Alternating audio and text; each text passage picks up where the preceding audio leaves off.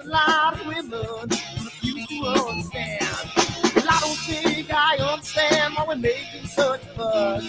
And I don't think I understand what's come of all of us. And I don't think I understand why we take this world for granted. I just want to get right back to Guitar Players Planet.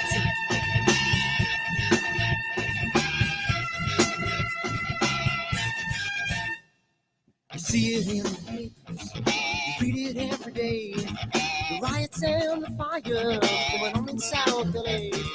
The muggers and the government, they're all wanting the same thing. They take you for your money, whatever else spring. And I don't think I understand why we're making such a fuss. And I don't think I understand what's come of all of us. And I don't think I understand why we take this world for granted. I just want to get right back to Guitar Players Planet.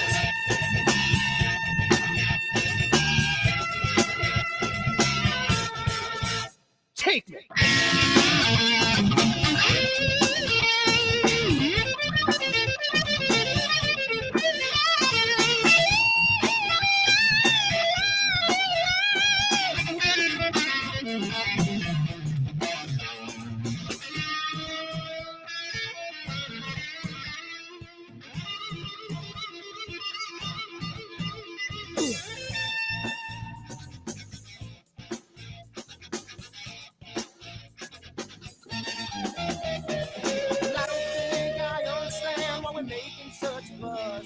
And I don't think I understand what's come of all of us.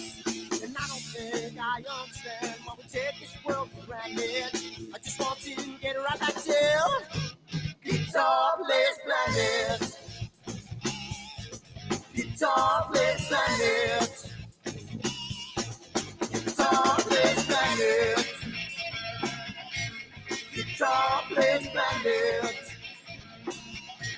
Guitar Players Planet. Guitar Players Planet.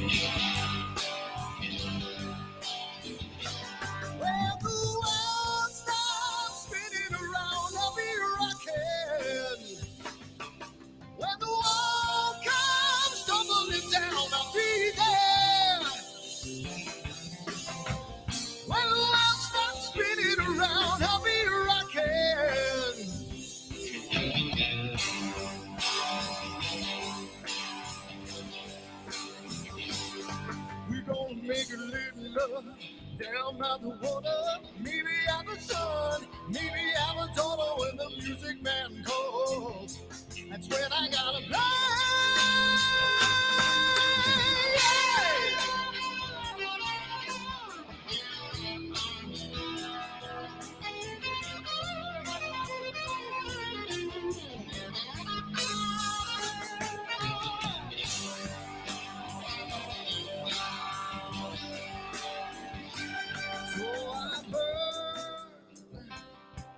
For the things I never had, I'm burning with hate, with love. Been around, 'cause as a boy I had a dream. Carry it with me today, yes I do.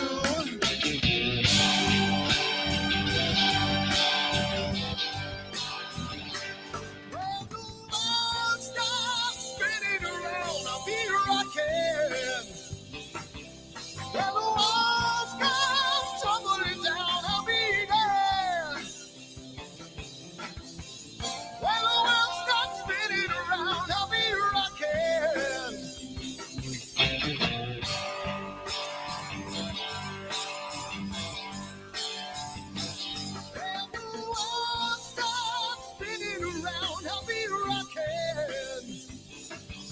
When the world comes tumbling down, I'll be there. Hey, hey, hey, hey. When the world stops spinning around, I'll be rocking.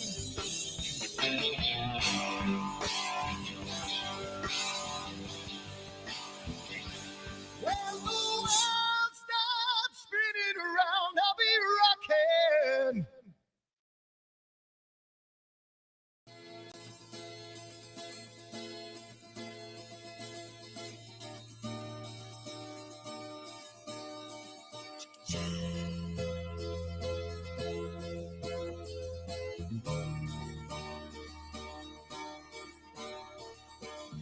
Sunny skies, the smell of palm tree air. Looking back, I could never feel fair. The way the music has touched my soul, the way that the South holds its control. But I've got a new way to choose. I'm gonna start running back to the lands of the new. Oh, na na na na na na.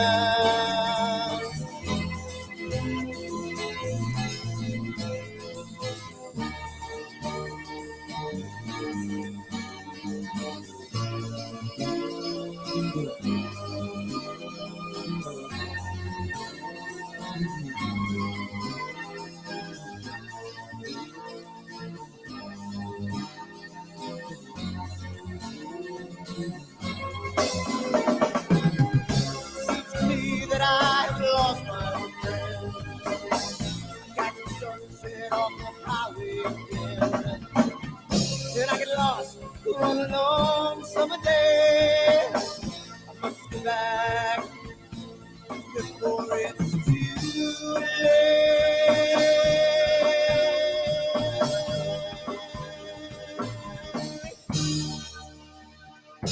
You're afraid, you're feeling alone. Time and space can never unfold. The holidays can ring in your fear. The ghost embrace can only mean tears. And I've got a new way to choose. I'm gonna start running back for lands of blue. Oh, na na na na na.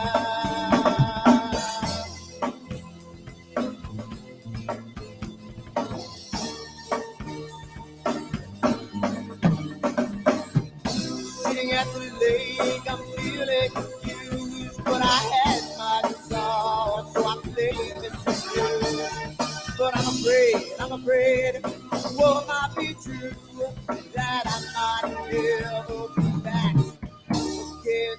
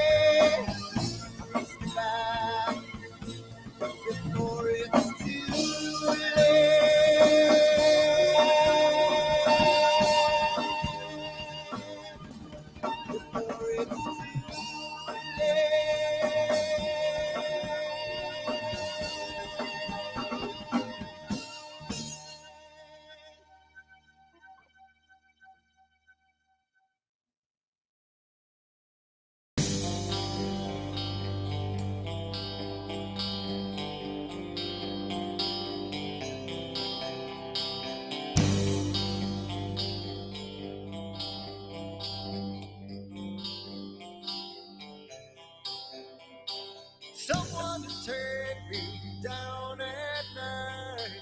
Someone to make my day. New revelation fills my soul. Oh, I can waste away. You distracting my attention. You're all that's on my mind. You not looking for perfection, but you're too hard to find. Now the first night is coming, and I know what to do. You know that nothing feels sweeter than someone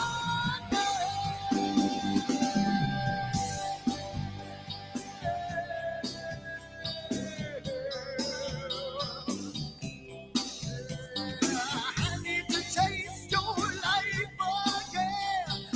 I need a rendezvous.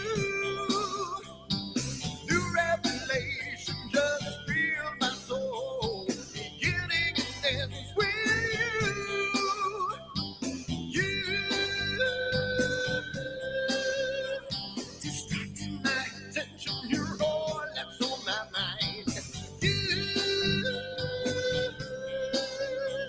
not looking for perfection, but you're too hard to find. Now the first night is coming, and I know what to do, yeah. You know that nothing feels real than someone else, yeah.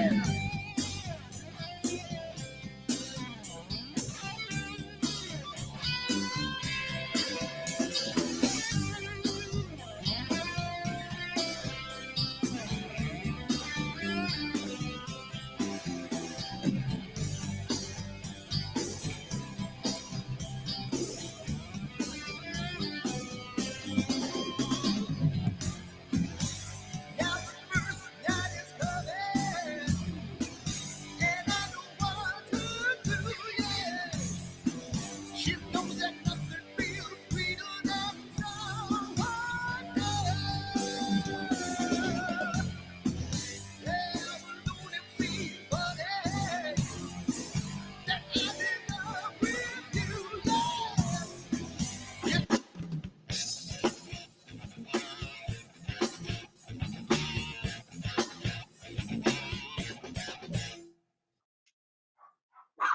There we go. How you doing, everyone? And of course, as soon as I close the door, the dog wants to go out. So give me a second. Hey, everybody. Go ahead. Welcome, go. welcome. First of all, Wednesday night. Yeah, it's another Wednesday. Yeah, we were, had a Friday off, and we had what was last Friday? What was it? Oh, I'm back.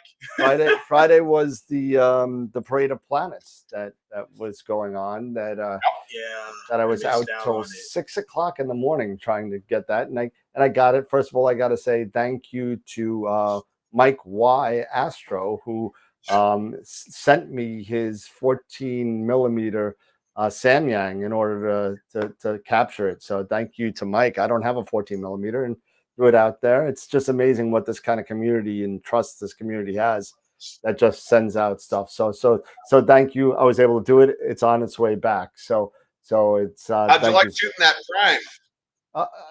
It was different. I was not ready for the scale that I was looking at, because I mean, literally I was pointing dead east and I get Saturn, which was dead south.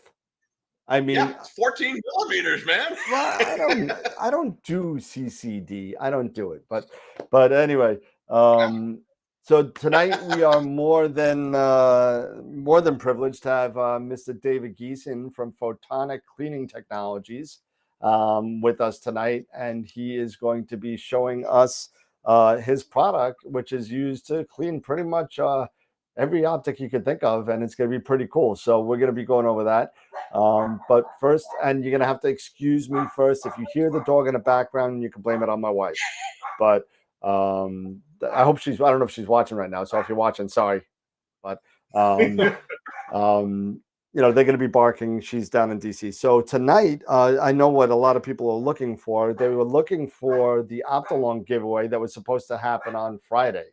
Obviously, there was an astronomical event which I needed to attend, and we didn't do it. So we're doing it tonight. So tonight, at the end of the show, we're going to be giving away the nice OPTOLONG planetary filter set, that 1.25 inch. And it's the UV IRCUT, the IR pass, the R, the G, and the B. So it all goes to some lucky winner tonight. So that's going to be very, very cool. I'm glad to see that everybody is getting their T-shirts or polos, or for whatever member you are. Be quiet. Whatever member you are, you're starting to get them. And I'm going to have to apologize to Gideon Sanders. Gideon Sanders, if you're out there and if you're watching on the replay, your shirt got kicked back to me. So that being said, I'll send it out again. It was going to the UK, and then it was going to the UK, and then it came back. Something? What's that? It got kicked back. I think it was off by like a couple of ounces in weight, and it got kicked back, unfortunately. So I'll get it back. So Dave, you should have yours. If it's not there, I'll bring one with me, because I'm going to be seeing Dave in a couple of days. So I'll bring one with me just in case. So the first thing we should really do, and I do have a video a little bit later after David is done with his presentation. OPTOLONG asked me to show a video that promotes their 3-nanometer bandpass narrowband filters. They made a nice 3-minute video that I'll show a little bit later. But tonight, let's go over what we go over all the times. We can't do this without all the member sponsors and all of our corporate sponsors out there. So let's give them a nice little shout out. Of course, I didn't have it set up. I'm too far away. Let's see, sponsors. There we go. And first of all, thank you to our main sequence level sponsors, Woodland Hills Camera and Telescopes and Night Skies Network. Thank you so much for get on their giveaways that we have for them for Woodland Hills, and we give out something every month from them. So get on all the giveaways you can. Secondly, at our Red Giant level, and very, very soon, and I know Eric's been asking, a lot of people have been asking me for pictures of the Eagle 4, the Eagle 4 Pro that we're giving away. It's rumored to be black with red writing, and instead of the traditional red with, I think it's gray writing, if I remember right. So it's going to be black, and it's going to be totally decked out, 64 gig of RAM, 2 terabyte SSD, and Wi-Fi 6. It's going to be crazy. So that's coming up, and I believe it's the 12th or the 13th, whatever that Wednesday is. That giveaway is going to be huge. Followed by Camera Concepts and OPTOLONG, which we're giving away tonight, and the dog just came in. So again, thank you to all of them. Also at our super giant level, Masters of Pix Insight and IP for AP, for all of the classes that they've given us and all of the year-long subscription plans for IP for AP. Thank you so much to them. Of course, as well, did an update. Okay, we picked up a third black hole member, and Charity Rose Walker, who is in the chat. Charity, I got to apologize. Yep. I set it up, and I guess it didn't update, but you'll be on Friday night. Thank you so much for becoming our third black hole member. Appreciate it. Thank you. Yeah. And then we got some other. Do we have any new? No, we got a couple of new Red Giant members as well. And Chris, I added 2 Patreon little icons next to your name, Chris, because Chris is a 3-time member. Chris is a member on YouTube and twice on Patreon under 2 different emails. So appreciate it, Chris. Thank you so much. We're gonna have to get you an extra T-shirt. So thank you so much, and thank you to everybody that supports us. All of you guys are equally important. Main sequence members as well. It just keeps on growing. I actually had an end of the line for this one. So And if you're not on with our Patreon membership, there's a link at the bottom of the description. Thank you so much. And our Protostar member from Kieran and Greg, thank you as well. Okay, so this obviously didn't update. I apologize. So tonight is June 29th. We have David with us tonight, and he's going to be talking about photonic first contact, which is from Photonic Cleaning Technologies, and he's going to be showing us what it can do for you and how to use it. So it's going to be pretty cool. And then July 8th, we'll have Russell Croman, who is the creator of Noise Exterminator, Gradient Exterminator, and Star Exterminator for you PixInsight and Photoshop users. So that's going to be interesting as well. And again, please feel free to join us on our social media platforms, Discord, Twitch, Twitter, all the rest. So thank you, everybody. Thank you so much for dealing with my 7-minute banter. And we are back to live. And we already have 30 people watching. So thank you for everybody for the support. It's pretty cool. So Dave, welcome to the show. Thank you for coming and joining us. We appreciate it. And it's something that I'm interested in ever since that Eric showed it on the show, I guess about a year ago. And he didn't give us the hands-on that you're going to be giving us. But it's really quite an interesting product, and we're glad to have you on. Well, Dan, I appreciate the invite and glad I can come on. So I guess, are we ready to start? Yeah, well, we're ready to start. And let me just get your just tell me when you're ready for the PowerPoint, and I'll start it up. I'll just let everybody know, again, David GIESEN. I'm the Operations and Manufacturing Manager at Photonic Cleaning Technologies, and we manufacture first contact polymers, which are a blend of polymers and solvents that you can pour or spray onto an optical surface, let it dry, peel it off, and it will clean it to the molecular level. And as Dan said, I'm going to be doing several demos here tonight, so you kind of get a good view of what it's like. But also, we have a YouTube channel ourselves, and it's under First Contact Polymer Solutions. And we have quite a few videos posted there. A lot of them are telescope related, mirrors. Some of them are other things, niobium tubes and things like that. But for the most part, it's optics and mirrors, and whether it's in a telescope or a microscope, it's optics are pretty much optics. Anyway, check out our YouTube channel too if there's something that I don't show tonight, or definitely if you have questions, please ask. I think Dan is monitoring questions that come in, and we'll just pause and I'll answer your questions unless it's something that I might be showing later at another demo, and then I'll just say, hey, hold on, I'm going to be showing that in a few minutes. So, awesome. Yeah, so without further ado, I think, Dan, let's go ahead and show the PowerPoint, and I'll speak to the PowerPoint while Dan goes forward with it. Now, can you see the PowerPoint right now, or are you still seeing the 5? Still seeing the 5. You good now? There we go. All right, cool.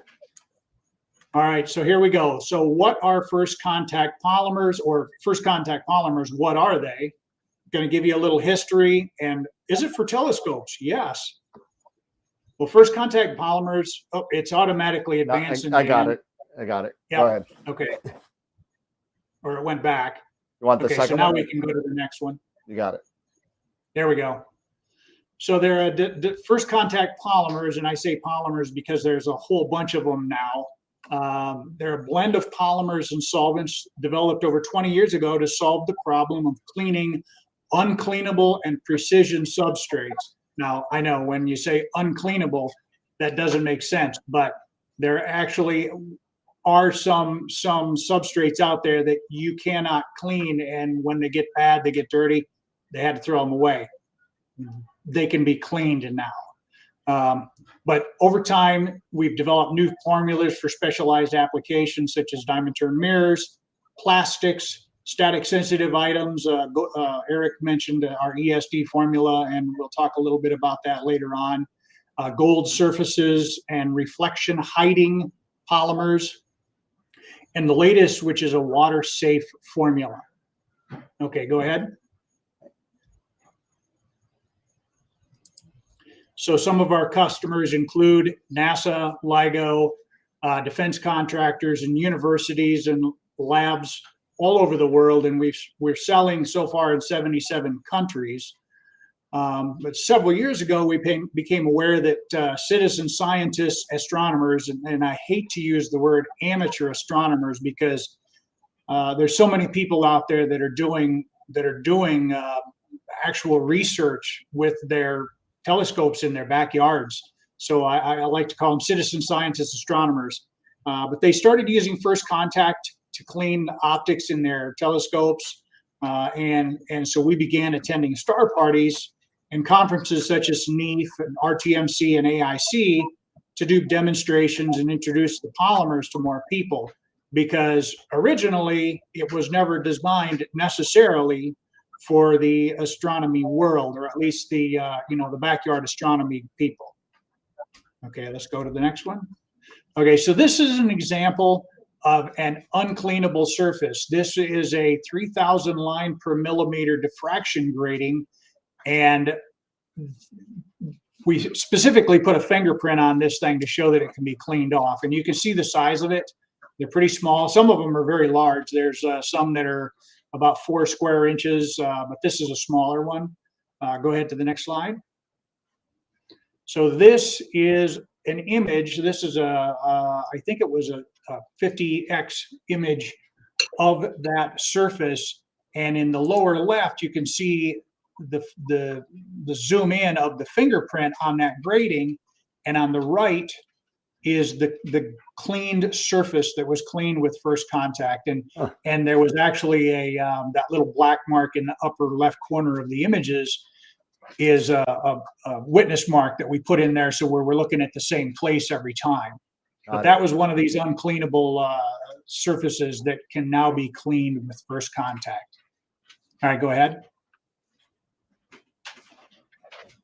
And here was another one. This was a $200,000 IR focal plane array that the manufacturer and the customers didn't have a way to clean it because of all the wiring on it, and it was so delicate you couldn't just dump it in a solvent solution or something.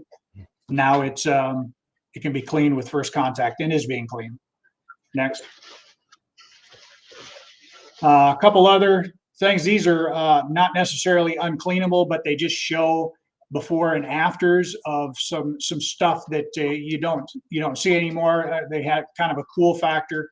This is a dark matter detector from the Dark Energy Survey camera, and you have a fingerprint on one side, on the left side, and dust on the other, and then the lower images are of that detector that was cleaned with the polymer.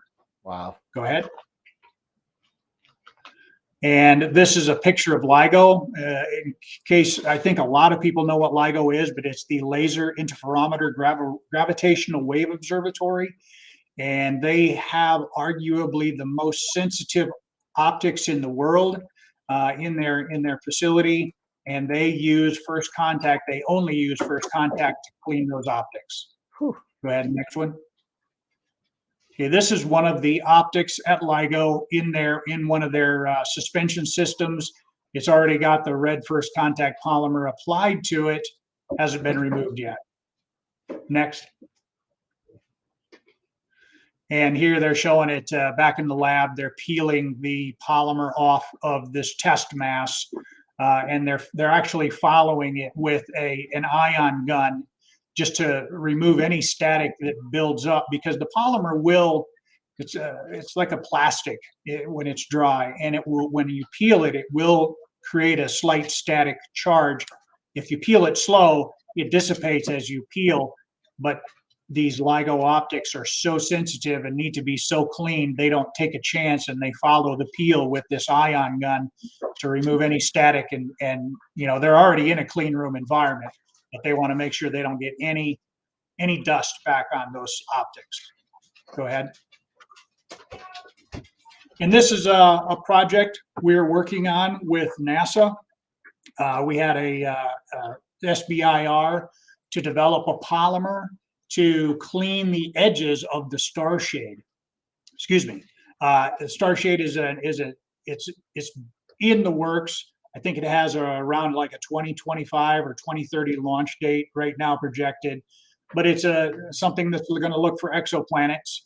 You got this big flower petal thing that's about 300 kilometers, I believe, or 300,000 kilometers away from the telescope itself, and it's designed to block the starlight. But one little speck of dust on the edge of one of those petals is enough to affect the starlight by a factor of 10. So they want them really clean, and so we're working with NASA on that project. Go ahead.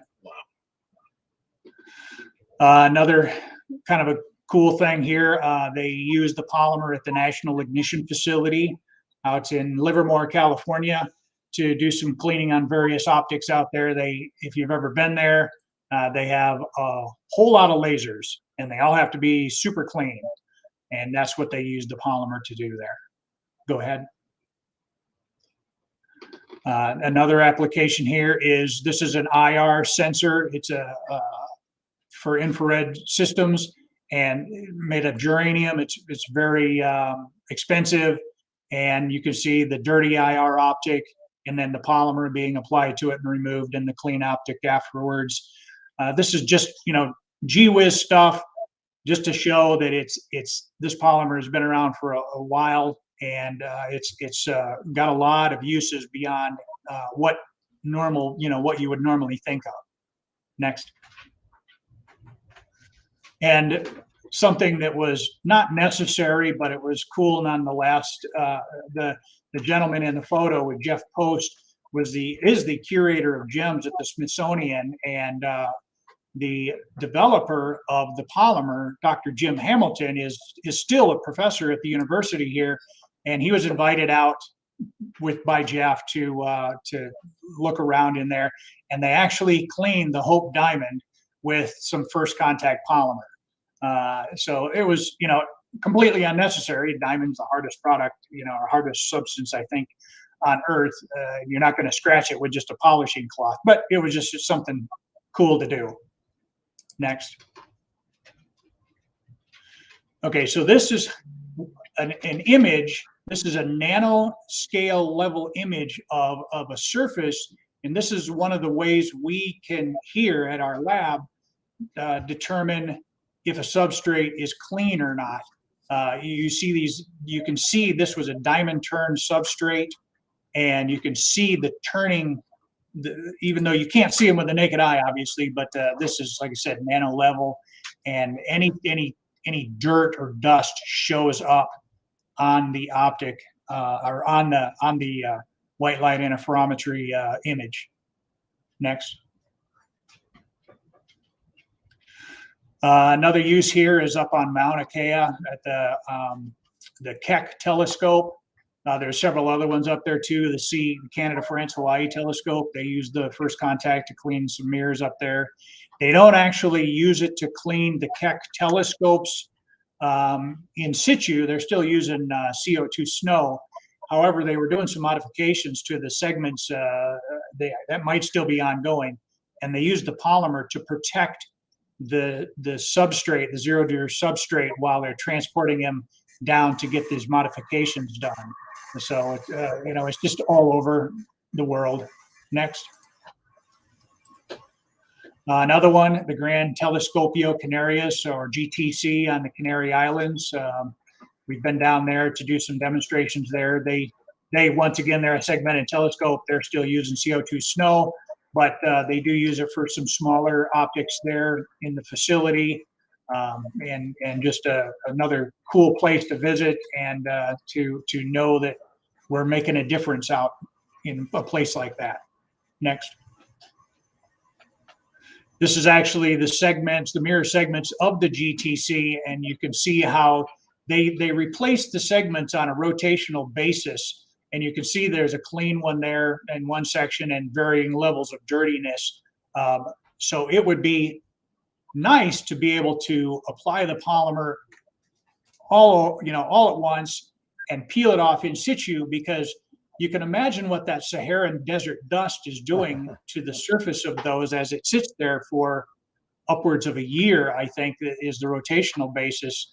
It's not good for the mirror surfaces. So we can actually extend the coating life of these mirrors if they're kept clean. But so far, they're still doing the rotational removal and replacement. Go ahead. This is actually one of those segments you can see on the left side, a partial cleaning. That was the initial demo, removing the dust off. And then on the right, you can see that's Dr. Jim Hamilton right there, actually peeling the polymer off the entire, we coated the entire segment and is peeling it off. Go ahead.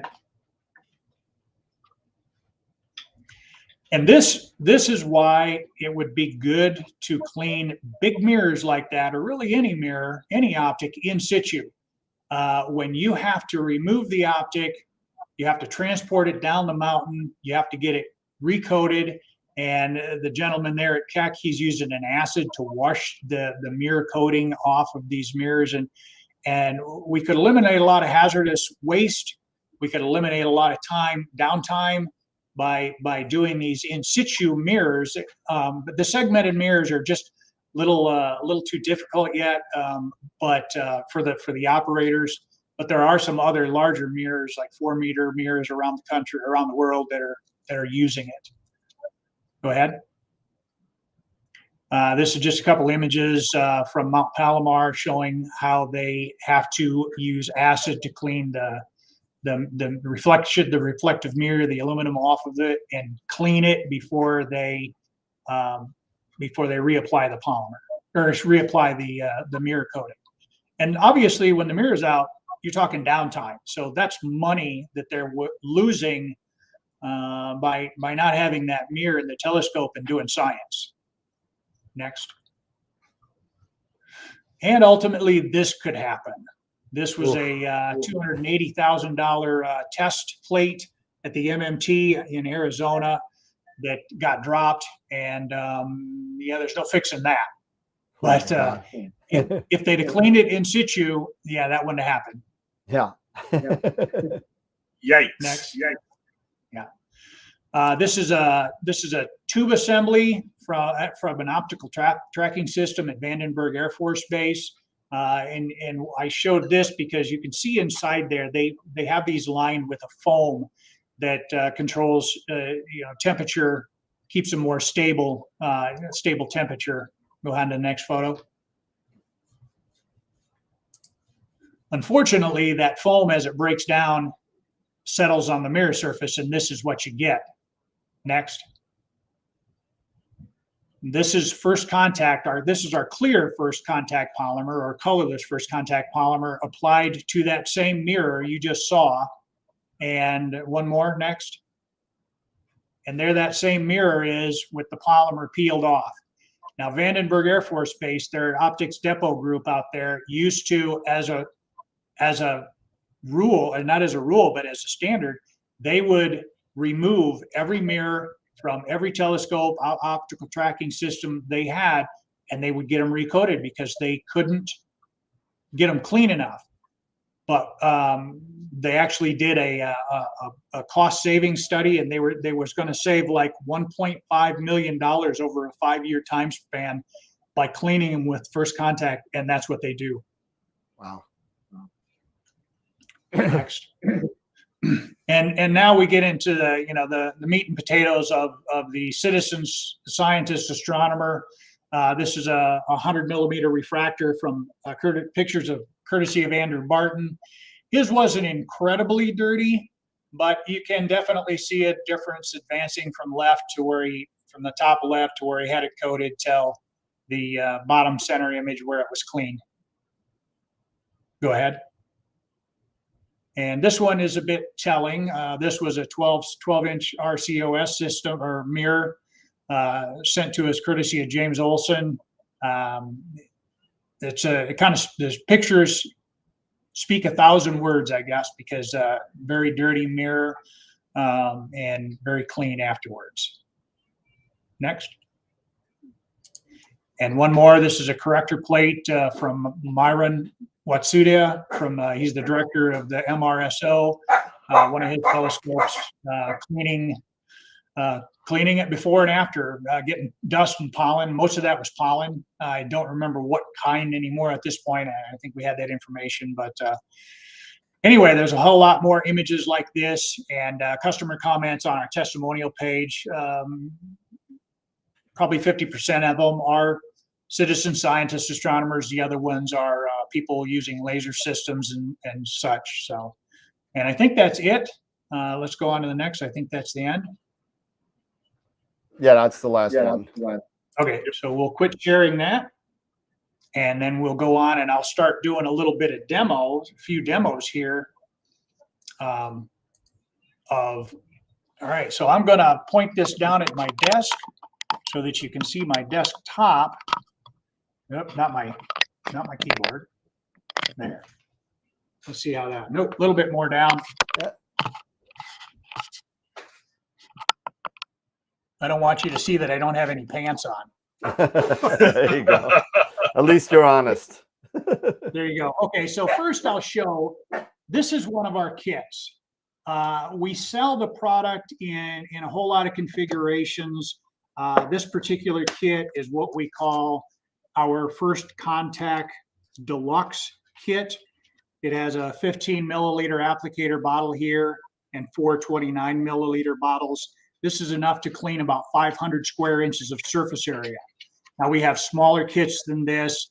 We also have kits with a whole lot more material in it, just depending on what size telescope you need or an optical surface you need to clean.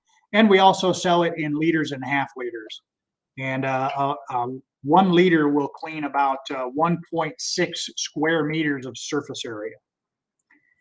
But I'll set this aside, and you can definitely go on our website on www.photoniccleaning.com and check out the different kits we have available there, and see what fits you.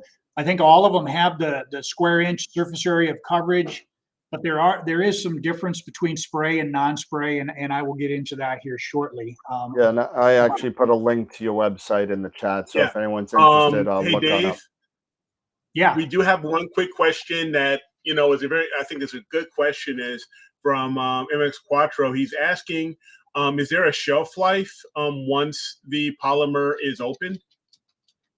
There isn't, and I'll tell you why, and I'll hold this here, because these caps have a polycone seal inside that seals off any solvent evaporation, and that's the only thing that's detrimental to it is solvent evaporation. As if solvents do evaporate, the liquid will get more and more viscous.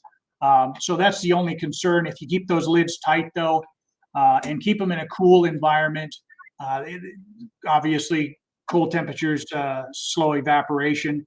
But one thing to note too is with the red polymer, it's light sensitive. If you let this bottle sit out in sunlight for 3 or 4 days, you'll see it start to turn colorless. Now that color loss doesn't affect the performance of the polymer in any way. It merely turns it color, and if you're not prepared for that, you're thinking, oh my God, what happened to my polymer?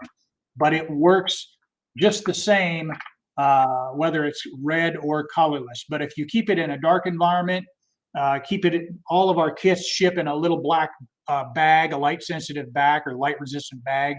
But if you keep them, in a dark area, cool dark area, you won't have any problems with solvent loss or color loss. And so essentially there is no shelf life. We've actually had an ongoing test for something over 5 years now, where we're keeping it in one of our chemical refrigerators. We pull some out. We not all of it, mind you. This is a test of test material. We pull it out. We warm it up to room temperature. We use it, and it's just like brand new. So there is one more question. Is there any possibility of these thinning out if it dries out? Does it dry out at all, or does it protect it from all evaporation? the canister. So will it then, you know, if it dries out, is it going to get harder as time goes on? I guess that's the question. Oh yeah, it would get more viscous, and if you left the cap off, eventually it's, you know, like a can of like a can of latex paint at your house. You know, you go back to it 5 years later, and it's like, oh no, it turned solid. If you take the cap off and leave the cap off, that's going to happen. Right. But as long as you keep the cap on, that's not going to happen. Now, is there anything to do? Is it just garbage at that point if you leave the cap off, or is there anything you could do to kind of reliquidize, I guess the solvent? You can reliquify it. However, because the solvents, there's a blend of solvents in there, and the solvents have different evaporation rates. When you're adding more solvent to it, you don't know what the solvent ratio is anymore. So you know, there's a potential that you could thermally shock a coating on an optic if you did that. I mean, it's certainly possible. And if it's, I can't go into the what ifs, you know, about how long it would go, but that is a possibility of thermal shock. And thermal shock happens because as the polymer evaporates, it cools. Anytime you've felt, Eric might be able to attest to that. If he's felt the optics when they're drying, it has a cooling effect. And if it's designed, the solvent is blended to slow that evaporation rate so that it doesn't thermally shock coatings. So if you change that that solvent blend ratio, then you're changing the properties of the polymer. Yep, got it. All right. Yeah, and just for the viewers, just to let you know, I actually do own one of the kits. I've had it for a couple years now, and I primarily have used it to clean my filters and some of my optics, and it's lasted me for the past 2 years. This kit, so I can personally attest to how good this stuff is. All right. Thanks, Eric. All right, so here we have a refractor optic. I'm gonna start showing how the polymer works. Now, I'm going to kind of do this in reverse though, because I've already got it coated. What you're looking at here is a refractor optic. Around the perimeter here is an O-ring. Now we use O-rings on mounted optics like this because the polymer is a liquid, and if you let it flow, of course the optical surface is convex. If you pour the polymer on it, it's going to try to flow to the edges. The O-ring acts as a dam to stop the polymer from flowing under the retaining rings, because if it gets under the retaining rings, it's not going to just peel out easily. It's going to get stuck in there, and you can break it. You know, you can break the dry polymer film at the edge. It doesn't hurt anything to be in there because it's inert once it's dry. But it's just kind of unsightly. We don't like it in there, and I don't think our customers would like to have that dry polymer in there. So this is a way we've come up with to stop the polymer from flowing to there. You can certainly not use one and just carefully pour the polymer, or not pour it, but spread it close to, but not on that retaining ring. But using the O-ring is just an insurance policy to make sure it doesn't happen. So this was coated earlier today, and I'm going to peel it off. I'm going to show you how it peels. This here is a piece of chemical resistant mesh that we embed into the polymer. Excuse me. Of course, anytime you have polymer on it, you have to have some type of a handle to peel it. So this is a chemically inert mesh, and you just grasp that, and you start peeling back, and you can see, excuse me, need a little water. It's just coming right off. The adhesion is that low. The adhesion is actually 1/20th the adhesion of Scotch tape, which is the industry standard for testing coatings. So if your manufacturer properly tested the coatings on the optic, this is very safe for them. So there's the dry polymer film. One neat thing about this is once you peel that off, the O-rings are actually reusable. You can peel the dry film off of that and then put the O-ring back in place and reuse it. But Nice. there you have then the optical surface. I'll try to get some, there you can see some light coming off of it. So now what I'm going to do is I'm going to go ahead and coat this. First, I'm going to take another O-ring, and what you have to do is you have to coat the O-ring with the polymer first. What it does is that allows it, it gives it just enough, and this is an official term now. It gives it stiction. Dave, Yeah. Dave, can I ask you a question? Can you put a fingerprint in the middle of that lens so that the people can see exactly the removal of that fingerprint? Is that possible? I absolutely can do that.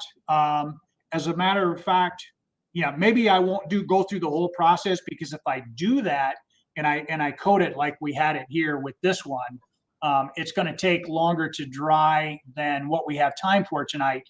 And the reason is because the polymer flows out to the edge here, and it gets kind of thick where the O-ring edge is, and it takes a lot longer to dry than on a flat surface.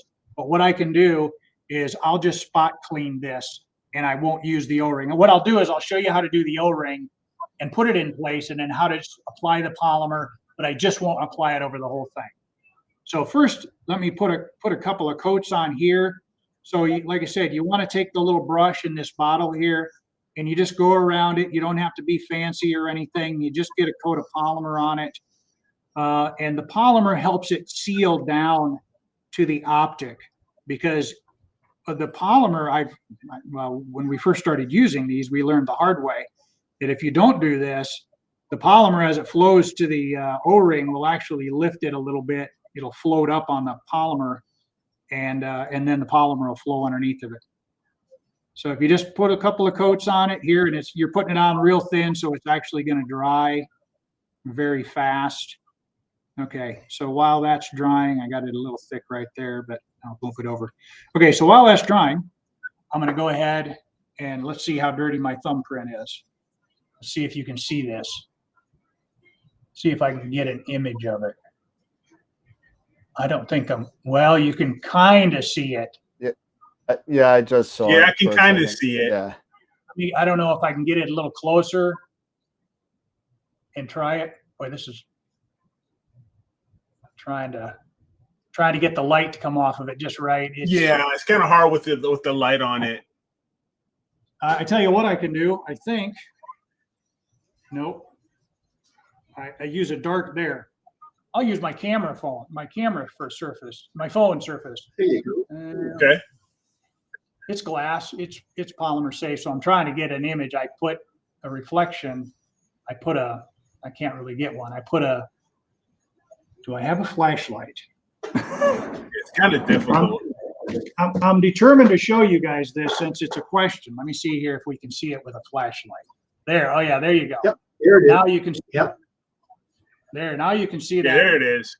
Yep. There you go. All right. So I'm going to set this down then, and I'm going to put polymer where that is, and then we'll just let that dry. Okay. So you notice I poured it on, and I hesitate to use the term brush on, because when you use the term brush on, people think about painting a house, and that's not how you're supposed to apply the polymer. You pour it on and you spread it, and you spread it using the polymer surface tension. Now this is pretty thick, so I'm gonna actually spread it out some more so it thins out and it dries within about 20 minutes here. And you can see I'm using a low angle of incidence here with the brush, and I'm doing that because the brush bristles are kind of hydroplaning over the polymer, if you will, and that's the idea. Let me make sure I'm just getting this. So Dave, you got a quick question here. Okay, go ahead. Do the kits come with different size O-rings for different size optics? They do not. We have an O-ring kit that has every size from like 1 inch to like 4 7/8. If you have a wide variety of different sizes you need. But other than that, we do sell O-rings. there's O-ring packs up to like, I think 3 inches, and then beyond that, they're individuals. They come in packs of 5 from like below 3 inches, and above 3 inches, they're individual. But we sell them on our website, so you just got to measure the diameter of your optic and get something just slightly smaller so it fits. Got it. Right. Yeah. Okay, so the way this works now, I got some polymer on here, and I don't know if you can see it, kind of see it glowing. Yep, I can see a little bit of it. Yep, Got there it. it is. Yep. Okay, so you want to leave it dry for a few minutes, and what I'm going to do is I'm going to embed some of the chemical resistant mesh in there in a couple of minutes. But you want to let it dry a few minutes before you apply the mesh, because if you don't, the mesh will sink to the surface through the polymer, and then it will trap a very thin layer of polymer under it, and it might leave residue. I mean, sometimes it does, sometimes it doesn't. But you can see how I bent that. I bent it at a 90, kind of like a hockey stick. And so this is dry enough now. I'm going to just set it in place. So it's setting there on the polymer, and then you put a little bit more. I should have put it on the other side, I guess, because it's pointed. I'll turn it around. And you put a little bit more polymer over top of that so that it's sandwiched into the polymer. And that way it will not peel out. Here, I'll turn that around now so you kind of get a better angle of what it looks like. There you go. So that's how it looks. It sticks up off the surface, and let's see now, which way did I point it here? There. You can see the polymer on the surface. And I'll just set that aside, and we'll peel it in a little bit here. And we'll look at that that fingerprint. Okay, so back to this. This is dried enough now. I'm going to turn this O-ring over, and I'm just going to sit it in place here around the perimeter. Oop. Get on there. There we go. You can just carefully put it in place. And then you just start in the center. Now, I always recommend starting slowly first. If you're a first timer, just put a few drops on. Now, I'm pouring it on here, but I'll show you something else too. Our kits, we have all inclusive kits that include these little pipettes. They're kind of like a turkey baster. They're really good at controlling the amount of polymer you apply. So I'll use that here. I'm just going to suck up a little bit into the geez, I'm having a senior moment here. Into the pipette. Good Lord.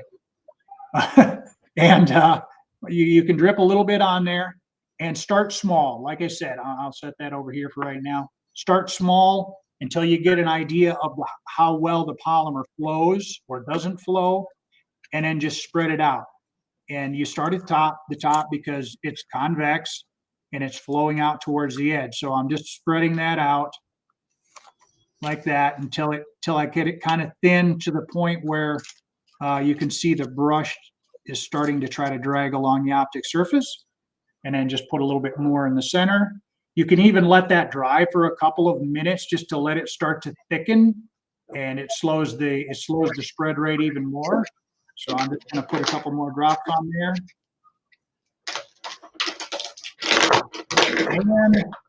And then just keep spreading. Now, I could do this a little bit faster with a bigger brush. We sell all kinds of different brushes. We try to be a one-stop shop. This is our FCB1 fan brush. We have several different kinds on our website, and it's all designed to help the users with whatever they need to apply and remove the polymer and be successful. But I don't think I'm going to coat this whole thing here. I think you get an idea of how it works. You already saw what it was looking like when it was dry. So I think I'll just stop there. Actually, you know what I'll do? I'll turn this into a spot cleaning opportunity. I actually did put a fingerprint in the center of that. You just couldn't see it.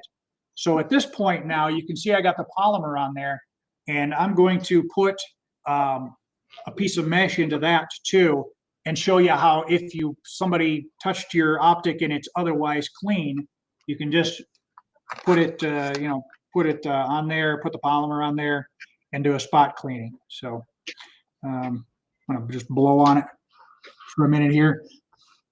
Airflow over it will definitely help speed the drying process. It helps whisk away the solvents. So if you want it to dry a little bit faster, you can turn a fan. It doesn't have to be, you know, a gale force wind going across it, just a little bit of airflow, and that'll help speed the drying process as well. But I think this is dry enough now. I'm going to put this in here on an edge, and I'll do it so you can kind of see what I'm doing here. There we go. And you can see that it didn't sink.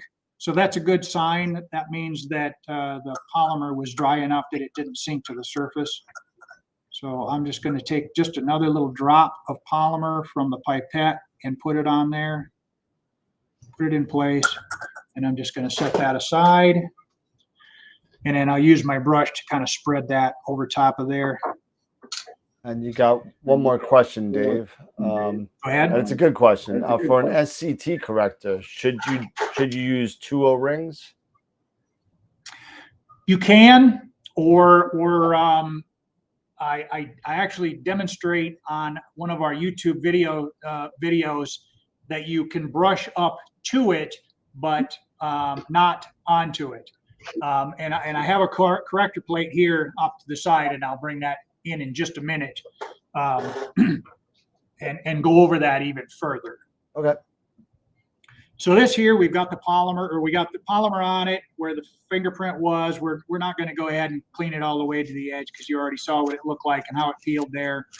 So we're just going to do this spot cleaning. So I'm going to set that aside for about 20 minutes, let that dry, and then we'll just peel it off. And we talked about corrector plates. Let's go ahead and go right into one. Oh, there you go. There we go. Now, you can see here, I did use an O-ring on this corrector plate, but you don't need to. If you have a steady hand, you can just apply the polymer up close to it. But once again, if you want to have that insurance policy, you can certainly put an O-ring on there. As far as the retaining ring around the perimeter, you know, I'm sorry I couldn't get the entire telescope on my desk here to do this demo, so the corrector plate's out. But if you that retaining ring is oftentimes it's plastic, so you definitely want to avoid getting the polymer on it. Excuse me, I had to wet my whistle a minute. But you don't need to. If you got a steady hand, you can just pour it on. And once again, like I said with on the refractor, start with a small amount until you figure out the flow characteristics and how much you can spread it and stuff, and then you can just keep spreading it. And I like to do it in like a pie. You know, like I'll apply some polymer onto it in a you know, a spot here, and then just spread it out in like a pie shape, and then I'll just keep going around and doing, or maybe around one way and applying the polymer. And the cool thing is the liquid polymer will dissolve the dry polymer. So when you get back around here to where you applied here 10 minutes ago, the liquid polymer will melt into the dry polymer that's there already, and then it'll just all peel off as one film. All right. But here's a corrector plate, and we do have the mesh embedded into it right here. But here's another thing I haven't talked about yet is we call them peel tabs. They're just sticky little oval, and I got some right here. I'll just bring one out. This is what they look like when they come in your kit. All of our kits have various number of these, and you don't need a whole one. You can see this one here is actually a part of one. You can cut them in half, and you can really make them last. You never use one of these when you're doing spot cleaning like this in the center of an optic. And the reason why is Eric can maybe attest to this. These things are extremely sticky. And if you get the adhesive on here onto your optic, it's going to leave residue. It's going to leave some glue residue. That's why you use the mesh, or you can use dental floss. Eric talked earlier about using dental floss. It's got to be unwaxed dental floss, but you can use that as well and embed it along the perimeter, and that's used as a handle as well. I like the mesh because you can see it stands up off the surface, and I think it's just a little bit more of an elegant solution for as a handle. So that's what the peel tab is. They work great when you have an unmounted optic like this. You don't have to worry about getting it on the glass. You don't have to worry about getting it on on your retaining ring. You know, some people don't want to remove their corrector plate, and I completely understand that. That's when you could use the mesh. But if you remove it, or if you have like a Dobsonian or Newtonian style mirror where you can remove it, then you can use these on the perimeter, and they work just fine. They work just as well as the mesh. You set it in place. I'll just show you how it works. This one's already stuck, but you just peel it off the backing like that, and you expose the sticky bottom, and then you just set it in place. You kind of gently push it down, and you push it over the edge slightly. And the reason you do that is because no matter how hard you try to keep the polymer from flowing over the edge, the polymer will slump over the edge. If you get it right to the edge, which you should, you want your optic clean, but it will slump over the edge. And think of the dry film as a piece of tape. You cannot start removing tape from the edge here, or from the center, right? You have to start at an edge. So if that polymer slumped over the edge, you got to get a hold of that dry polymer film on that edge to get it to start to peel. Okay. So you put it in place, and you leave it there just about 5 or 10 seconds. It kind of takes that long for it to kind of meld with the dry polymer film. But once it does, then you just I got to do this. I'm right-handed. What can I say? You kind of hold it, and you snap it first to get it to peel. And nope, it didn't peel that time. Nope. All right. Well, you can see that's what happens if you don't leave it on there. It didn't peel off. But let's get this one here started. This one's been on there for a while. There we go. Okay, so you can see it start to peel. Now this highlights another thing. You see how the polymer is stretching there? It's because it's slumped slightly over the edge, and so you're peeling. You're trying to peel it off the edge. So what you can do is, once you get the peel started, you just take your fingers carefully and don't touch your optic, and you just chase that. I call it chasing it around, and you chase it around until you're about halfway, and then once you're at the halfway point, it'll come right off. Now we're at the O-ring point there, so you can see the O-rings coming up now. And we're just going to just peel it all the way off. Nice. And there it is. So that works real well on the corrector plates. You know, there's your dry film with your O-ring in the center. But once again, like I said, you don't need to use an O-ring. If you got a steady hand, you can just brush up close to, but not on that secondary mount or the retaining ring. That is all right. Awesome. So, thank you. So, are there any other questions before I go on to the next thing here? There was one question regarding coatings. Any chance this can hurt the coatings on an optic or filter? Okay, I will say no, with a caveat, and that caveat is if the manufacturer didn't follow protocol and do a tape test on the coatings, and they have a bad coating, it can certainly peel off a bad coating. But what I talked about earlier is when they coat a mirror, or they put the anti-reflective coating on your refractor, they have what's called a witness sample in the coating chamber along with all the other optics. And they take a piece of Scotch tape. Now, this isn't the right stuff, but it literally is a piece of Scotch tape like this. And they put that on the mirror surface or the optic surface, whatever, and they peel it off. And if the coatings remain on, they know they've got good coatings. And our polymer has 1/20th the adhesion of Scotch tape. So just 5% of the adhesion of Scotch tape. So if it passed the tape test at the manufacturer, the polymer will not hurt the coatings. Now, I can tell you that there has been some that have been damaged.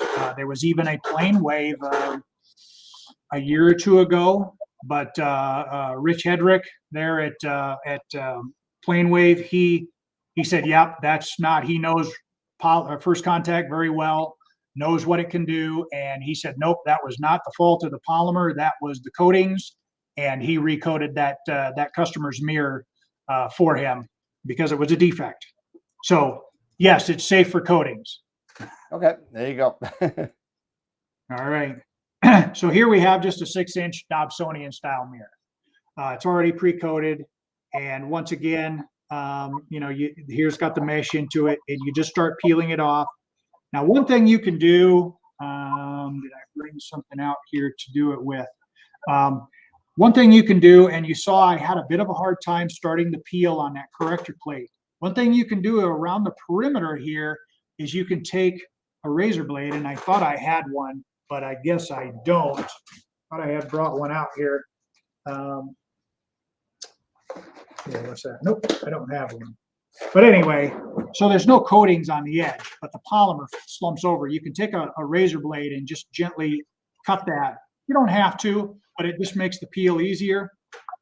You can cut it where it's slumped over, and you're not putting 20 pounds of pressure, just light pressure on the blade, and then it doesn't stick down, and you don't have to chase it around. You can see here that's just coming right off, and there you go. And hello, everybody. You can see me. So now you've seen the removal process and some of the application process, but now what I'm going to demonstrate is our spray formula, because we have a spray formula and a non-spray formula. On an unmounted mirror like this, it's very easy to apply the polymer with the spray. Of course, with you think about a refractor, you would not want to spray that refractor without having some kind of a mask, like a cup or something that's covering the outside here, so that you don't get any overspray on your tube or on your tube assembly or your retaining rings. So refractors are, I would say 99.9% of the time you're going to use the non-spray formula because it's mounted. But if you have an unmounted optic like a Dobsonian or a Newtonian, or you're refreshing a system and you have the mirror out, you can use our non-spray or our spray formula. So you just, when you have the little bottle, this little bottle ships with all of our spray kits. And what I like to do before I start is, you can see the pickup tube down here. I just align the pickup head with the tube so that it picks it up even when it gets down low. And you start applying from the center and you work your way out. That way you're not getting overspray around the edge here. There's going to be a minor amount, but it minimizes how much overspray is onto the edge. So let me just show you the procedure here. And you can see I'm just lightly putting it on. I'm moving across the surface and I'm moving away to the far edge. Okay, and you can see the texture, but it's hard to see the color because it's so light. Now I'm going to turn it around and I'm going to spray more polymer here on the opposite side. And once again, I like to work from the center outward just to keep the polymer off that edge. Okay, so that is one wet coat. You can see the surface, how it's kind of textured. Yep. It's got what's called an orange peel effect on it. And as long as you see that around the, on the entire mirror, it's coated. It's got one wet coat on it. And that first coat, if you're working with a horizontal mirror, you can put it on, your first wet coat fairly thick. But if you're working with a vertical mirror, you kind of don't, you put on a real light wet coat, we call it a tack coat, and it sticks. It allows the subsequent coats to stick a little bit better. Now, one thing with this, with the spray formula, you can see the texture. It's never going to look like car paint. It's not designed to look like car paint. When the dry film is when it's done, you're still going to see. I think you can see. Let me see if I can turn it on edge here. You can still see it's got some texture to it. Yep. And that's fine. That, you know, like I said, it's not car paint. That's not the idea of it, and it doesn't have to be, because the surface that's on your mirror is what's going to be smooth. So we got that on there. It's been 3 or 4 minutes now, and it's already starting to set up. You can kind of see the if I use my shirt, you can kind of use it as a reflection. You can kind of see that mottled appearance is starting to go away. It's starting to smooth out as the solvents dry. So I'm going to go ahead and put another coat on this now. And if all you have on your mirror is just dust, 2 wet coats like this is more than enough to remove any kind of dust you got on it. If you got a fingerprint on it, you might want to put it on, or you definitely want to put it on thicker where the fingerprint is. If you only got it on one spot, you could put just 2 wet coats like this on the whole mirror. And then if you got a fingerprint right in the middle, you could apply more in that area, so the solvents have an opportunity to dissolve those finger oils and lift them and get them in suspension and then encapsulate them. Because that's what it does. That's how it removes the fingerprint, breaks down those finger oils, and then holds them in suspension and encapsulates them. And they're in the film when you dry, the dry film when you pull it off. Okay, so that's all there is to spraying the polymer. It's just that simple. And that's why when you have an unmounted optic, it's so much easier and faster to do the spray formula. But you can see the overspray around the perimeter, and that's why you don't want to use this on a mounted optic unless you take an opportunity to use some type of a mask material. And at that point, it's kind of a give and take on, all right, I spend 10 minutes masking it and then another 10 minutes applying polymer, or I can just use the non-spray, excuse me, and spend 10 minutes applying the non-spray polymer, and I haven't spent 10 minutes prepping it, if that makes sense. Yep. All right, so I'm going to set this aside now, and we're just going to let that dry. This might dry in time for me to peel it here in another 10 minutes or so. Maybe we'll have some Q&A, and we can leave it sit a little bit longer, and then we can show how it peels. It doesn't have to. You can see the color on it. I'll bring that back, talking about color. You can see the color on it, and you can see the color on the coating that we took off of it. Much thinner. This coating was applied for protection, because I actually had this packaged up and was going to take it to AstroCon, but I had to pull it back out, so I pulled that off.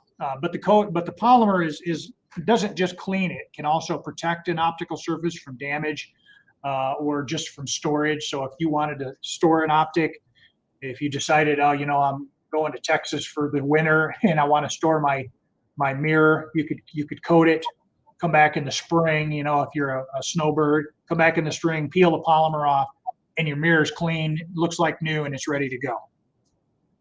We do have a bunch of questions that are coming across. The latest one is from Mark Ellis. What is the average or best amount of time to let it set? Okay, so once again, I'll come back to the color here. Two thin wet coats of spray like this will dry in 15 to 20 minutes. You can see it's fairly smooth. There's no runs on it or anything. So that will dry in about 15 to 20 minutes. If you have if you have a fingerprint, like what we put on my phone surface, I put that on thicker. That's going to need at least 30 minutes to dry. And I mentioned earlier, airflow across the surface will also help it dry. So in general, I would say just say 30 minutes. Even spraying like this, 30 minutes. However, going back to the refractor again, that's a convex surface, and with the polymer that we peeled off of there, you can see how it was thicker here, and I mentioned that the polymer will flow and kind of collect at that O-ring. So that O-ring it will collect the polymer, and it takes a little bit longer. I would suggest at least an hour when you're using an O-ring and cleaning a refractor. One thing you can do is when you start peeling it up, you start seeing the polymers, little like filaments of polymer that are stretching off, and it's not peeling cleanly. It's not dry yet, so set it back down, give it some more time. But generally about an hour an hour for a refractor, and say half an hour for sprayed 2 wet coats of spray. All right. Another question out there saying, I have 2-inch filters. You want to use the 1.87 O-ring, right? Something a little bit smaller? Yeah, just something that's slightly smaller than the outer edge, the outer diameter of your filter.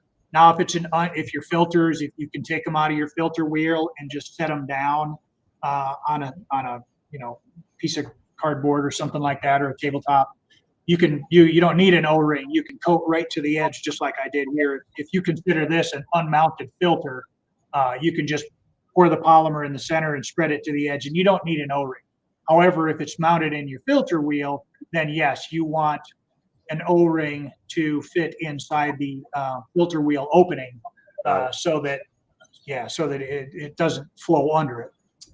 Yeah, so it's like maybe like a 1.8 or something. Yeah, there's like a 1.8 or something like that. It looks like. Yeah. Yeah.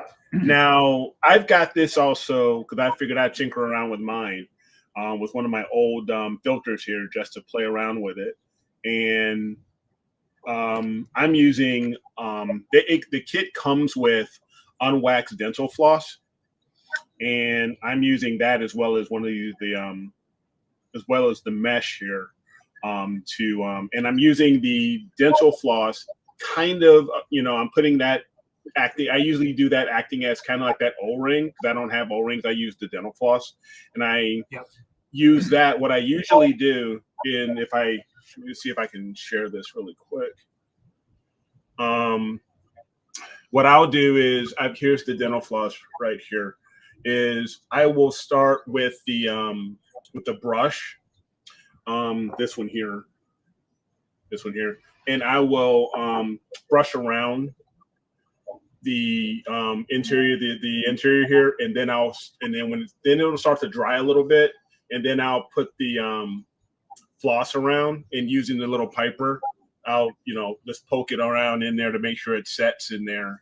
Give that a minute, and then I will then I'll either brush it on, or I'll use the piper, and I'll take the drips and I'll drip it on from the inside out and let it go. So this is going to take, usually because it's collecting around the edges here, these usually take me, when I'm doing these, about 40 minutes to do this. So we'll just let that sit. And this is an old filter, so I'm not too concerned about it. But they'll usually come out really good. But the people are asking, Dave, if you're going to put a piece of mesh on that mirror you just coated, won't you need one? No, I'm probably actually going to use a peel tab just because it's unmounted, and the peel tab will, I want to show that again. Got it. Because I got mesh on 2 other things here, so we'll do the peel tab. Cool. Yeah. All right. Were there any other questions? Are the brushes just a standard artist brush, like a nylon brush? They're not anything fancy like Badger or something like that, are they? We do have a couple of sable hair brushes, and sable is like, one of the softest bristles known on. Yep. I don't know, there might be something softer, but they're really soft. Other ones you can use nylon. These particular ones here are hog's hair, so they are kind of rigid, but what I explained earlier, you're not, the idea is not to paint like this. The idea is to use the brush in the surface tension of the polymer to spread it. Yeah. like I demonstrated earlier. So the sable hair brushes will certainly give you a safety factor if you're not careful on how much pressure you're putting on, because you should never see, hopefully you can see it, you should never see the bristles bend like that. You know what I mean? They're just floating in the polymer. But the sable hair gives you a safety factor, but it's you know, you don't need it unless you don't have a real steady hand, or you don't know if you have a real steady hand. But beyond that, yeah, any nylon pretty much will work. Any artist brush will work.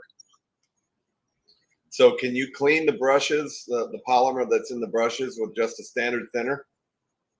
Yes. Naphtha? No, not naphtha. Acetone. Naphtha wouldn't work, but acetone will. Now, a lot of our kits, if the kits contain a brush, because we have what we call all-inclusive kits that have a brush, they have the little pipettes, they've got the unwaxed dental floss in them, and some other things. They actually include a small vial of the thinner. We call it the red first contact thinner. It's not actually red, but it's compatible, and it's the same solvent blend that's used in our polymer. And you can use that to clean the brushes, or in this case, it's we have a sprayer, so you can dump the polymer back into a bottle, and you can put the solvent in here, and then clean your sprayer out and reuse your sprayer. But if you run out of that or whatever, or you bought a kit that's not an all-inclusive kit, you can use acetone to clean your brushes. So nothing like mineral spirits. I don't know that I've tried mineral spirits before, but if you got some sitting around, it's not going to hurt anything. You can certainly try it, and if it doesn't break it down, get some acetone. Okay. Yeah, there was a couple of other questions that I noticed back up further. People were, it's kind of like what I was saying before we went live, that people get a little twitchy when it comes to their $1,000 filters, right? That they were questioning whether or not there were any manufacturers that are endorsing the product. Now, I saw the first part of your presentation where you have all of these, enormous labs and scientific, entities that are using your product. So, I mean, that's a pretty substantial endorsement. But NASA, right? To satisfy, what people were saying, are there any of the optical manufacturers out there that are using this product, like OPT or OPTOLONG or AstroWorld's? Yeah, here, I'll bring this back up so you're not staring at a thing there. Yes, actually, Edmund Optic and Newport Optics, I'm sure everybody's heard of them. They actually are resellers for our product, they don't carry all of our products, but they each carry 2 or 3 different kits. But yes, they use it, they apply it to some of their optics. Now, are they filters specific to the astronomy world? No, some of them probably are, but most of them are just general optics. And some of them are $100 optics, and some of them are $10,000 optics. But yeah, there are a lot of optics companies out there that are using it to clean and protect optics, and some of them are shipping the optics with the polymer installed to keep it clean. Okay. It was like I talked earlier, for protection. I have a question. Just a real quick answer here, really quick. Sorry, Pete. I think Charity was asking about the adhesive or the peel strips. Just to let you know, this came into my pack. I think it's about 50 peel strips, 50 to 60, I think, peel strips that come with it. So there is quite a bit of the peel strips that do come with it. So just to let whoever was asking that question, just to let you know. And it does come, like these all-inclusive kits, it does come with this with dental floss, unwaxed dental floss, stuff like that. And the mesh.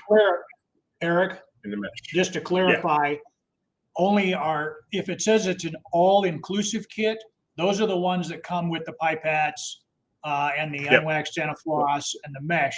Now, if it's not an all-inclusive kit, you still get the peel tabs. You still get between 30 and 50 peel tabs. You always get those.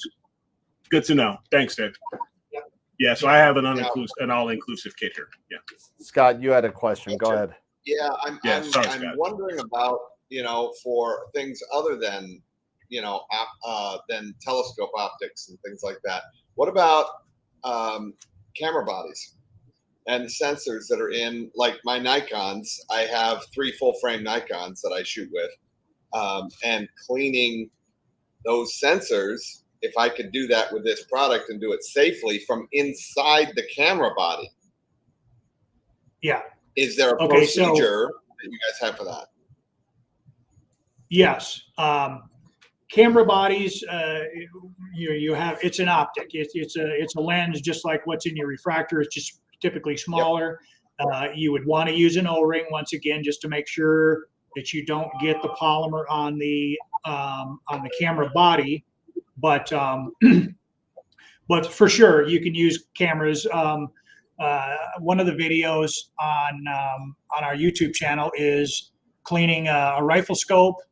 One of them is cleaning a spotting scope optic. So yeah, any optic like that, binoculars, you can definitely use the polymer. And once again, just make sure that you don't let the polymer flow under the retaining rings, because it won't just come out typically. Yeah, I'm not talking about the lenses of my cameras. Sensors. I'm talking about actually inside the camera body on the sensor.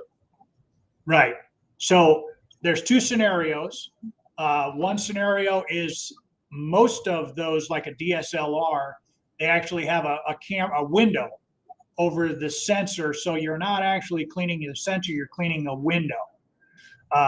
And yes, the polymer can be used to clean that window just like it can be used to clean anything else. Now, we talked about this earlier before we started. Eric and I were talking about it. We have an ESD or electrostatic discharge free polymer formula if you actually have to clean the bare sensor itself. Because the polymer, I mentioned earlier, the polymer, when you peel it, can create a slight static charge. Now, if you're cleaning something, and I'll point down here in a minute and I'll show you, I'm going to actually clean that off, or I have it applied already. That's an, I don't remember who the manufacturer is, but that's a QHY there. Yep. There you go. This was given to us by Woodland Hills. Pharaoh was kind enough to let us use this to do demos with. So I'm going to do it tonight. But in this case, as I point it down, you'll see this, we're not cleaning the sensor, we're cleaning the window. So I'm using the red polymer on it. But if you're cleaning the actual sensor itself, the ESD formula is what you use.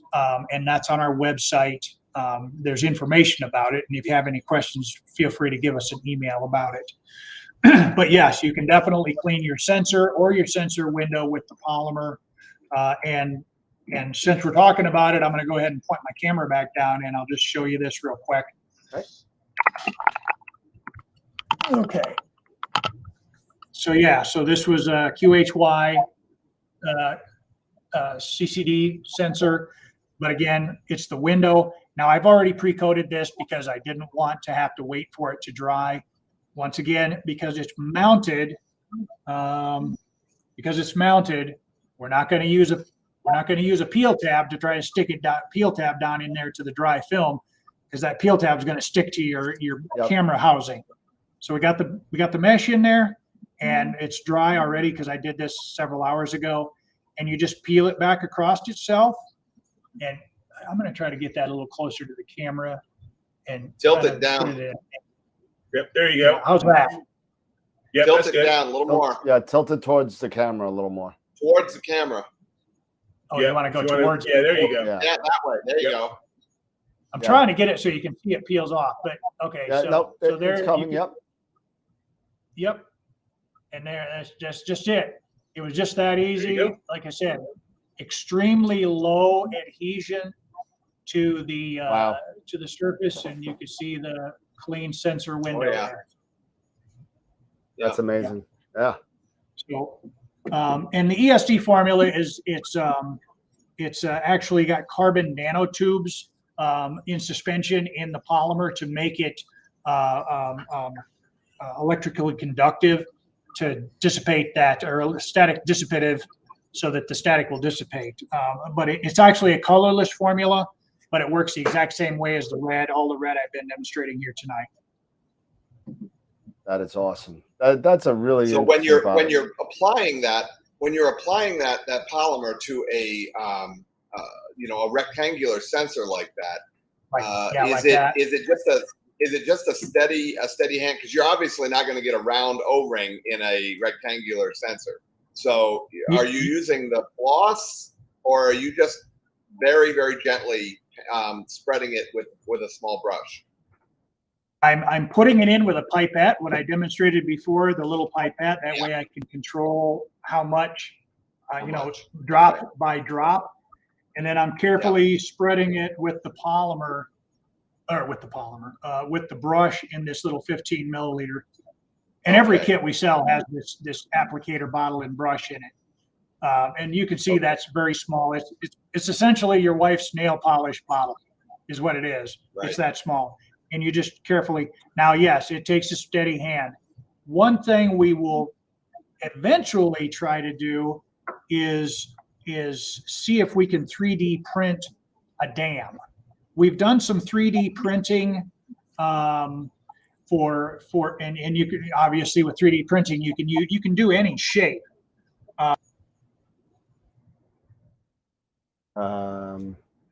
Still there?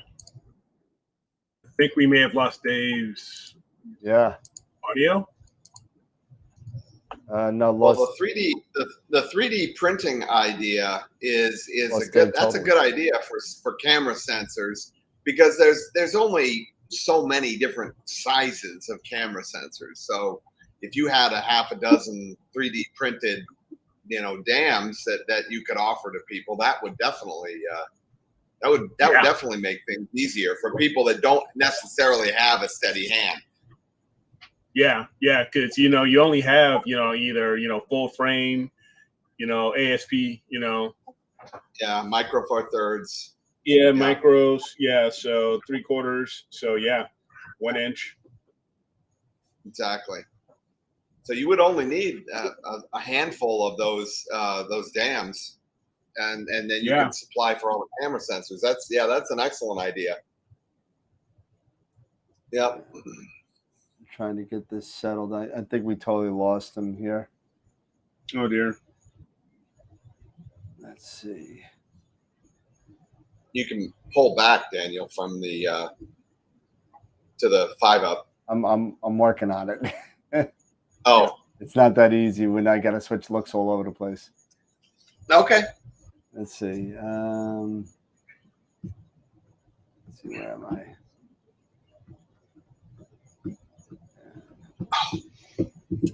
Yeah, but the product itself is quite ingenious.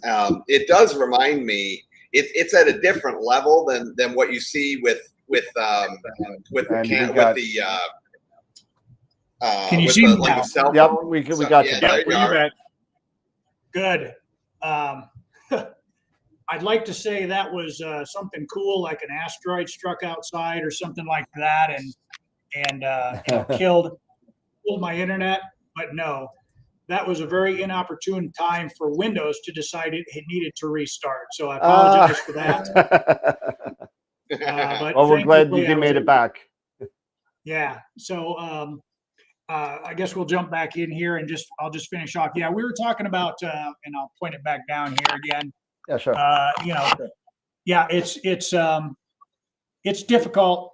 You got to have a steady hand to do something like that, and O-rings don't work around O-ring. So we're trying to figure out how to do like a 3D printed dam. Unfortunately, every one of these openings is a different size, so that might be something that if there's enough need for it or interest in it, we might do it as a custom piece and do it that way. Yeah. Let's see. Thanks again to Woodland Hills and Farrappayan for providing us with that camera, because we had some unmounted CCDs we always do demos with, but there's nothing like seeing the real thing that a lot of people are using. Yeah, absolutely. Yeah. And I got my QHY sitting here waiting to be put on that on that lovely telescope. But it'd be interesting to give it now for a regular size kit for a regular telescope. 4-inch, 5-inch refractor user. What kit would you recommend for someone like the regular user to purchase? Okay, so if you're talking a refractor, most refractors are 6 inches or less, right? Right. Let me get my cheat sheet out here. I think 6 square inches or a 6-inch diameter is, it's a little bit less than 30 square inches. So our red first contact regular all inclusive kit, and I'll point the camera back down and show this kit again. So this is our deluxe kit. Our regular kit has this, 15 229s.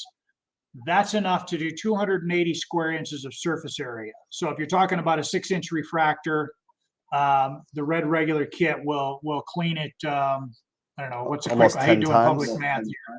A whole bunch of times. Yep. Yeah. And if you buy the regular all-inclusive kit, like Eric was talking about earlier, and I would recommend that you get the chemical resistant mesh, you get a brush, you get the pipettes, everything you need to apply and remove the polymer from your refractor. Dan, I put the link to the one he's talking about up in the chat. Okay. Yeah, red first contact regular all-inclusive kit. Yeah, that's the one. And for any kind of a refractor, that's pretty much a go-to kit. Now, if you want to have enough to clean it for the next 5 years, the bigger kit, like the deluxe kit, what I showed you, you get more polymer, it's more money, but you get more polymer and the price per milliliter is less. So it's a better bargain. And like we talked about with shelf life earlier, there's really no shelf life on the product as long as you keep the caps on and everything. And so you get a better deal with a bigger kit. Now, when it comes to a 20-inch Dobsonian mirror or something, and you're talking about a spray kit, then we need to, it might actually be more beneficial to order a half liter or liter and use it multiple times versus a kit. Gotcha. Now, can you thin this stuff out so that you can spray it yourself? Well, or is that not recommended? The spray formula, when we sell a spray formula kit, you'll see on our website, and everybody that goes on there, you'll see there's spray formula kits and non-spray formula kits. All the spray formula kits are already thinned for spray right out of the bottle. Once again, it's not going to come out really finely atomized like a paint can from the hardware store. It's going to come out and it's going to look a little splotchy. That's fine. This little bottle is only a mechanism to get the polymer onto the surface, with a minimum of hassle. Yeah. Nice. Well, makes sense. My buddy Bob in Connecticut, he being a little wise guy, he said, "Well, what's the AstroWorld discount?" Yeah. I'm glad you mentioned that. We do offer a discount whenever we go to a trade show, like NE for AIC or any of the SPIE events. We do a discount code, and we usually send out a mailer, to all our customers. Now, probably a lot of the people that are watching are already customers, and they hopefully have gotten mailers in the past. I think we still have the AIC discount code is still active, but if it's not, I'm going to make a note. I'm going to make a note right now because I have CRS disease. I won't say what that is, but I'm going to check that discount code, and and make sure that it's not expiring, because it's automatic on our website. Right. And if it's not expired, if it's, you know, if I don't want it to expire in the next week. So that discount code is Astro Image, all Okay. one word, Astro Image.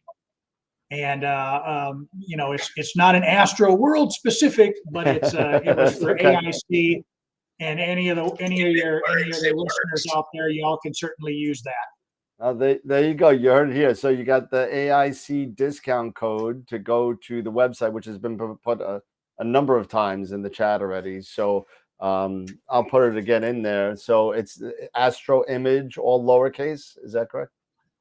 I think it works uppercase or lowercase. I don't think it matters. Okay. And that's in the when you get to the checkout, there's a block that says discount code or coupon code. I don't remember exactly what it says, but that's where you put it in. And if something works, if it doesn't work, just send us an email and say, hey, I saw you on the AstroWorld presentation. Can you hook me up? And you know, we'll definitely apply the discount to their kit, to their Awesome. order. Oh, thank Okay, you. so Very let me much. Awesome. Let me just jump back in here to two last things here. I got my phone that we put the fingerprint on. I'm going to point this back down, and you can get back in on it. And let me see if I can get the light right here. I don't know if I can get the light right or not. I'm going to try. And there's a delay. That's why I'm kind of slow at this, because there's a delay. Hey, it's just so hard to. Yeah, it's black on black. So if you if I use my shirt, right there is good. Okay, right there. Yep. So you can see the polymer. So I'm going to peel it off. You can see it just comes right off. It was super easy.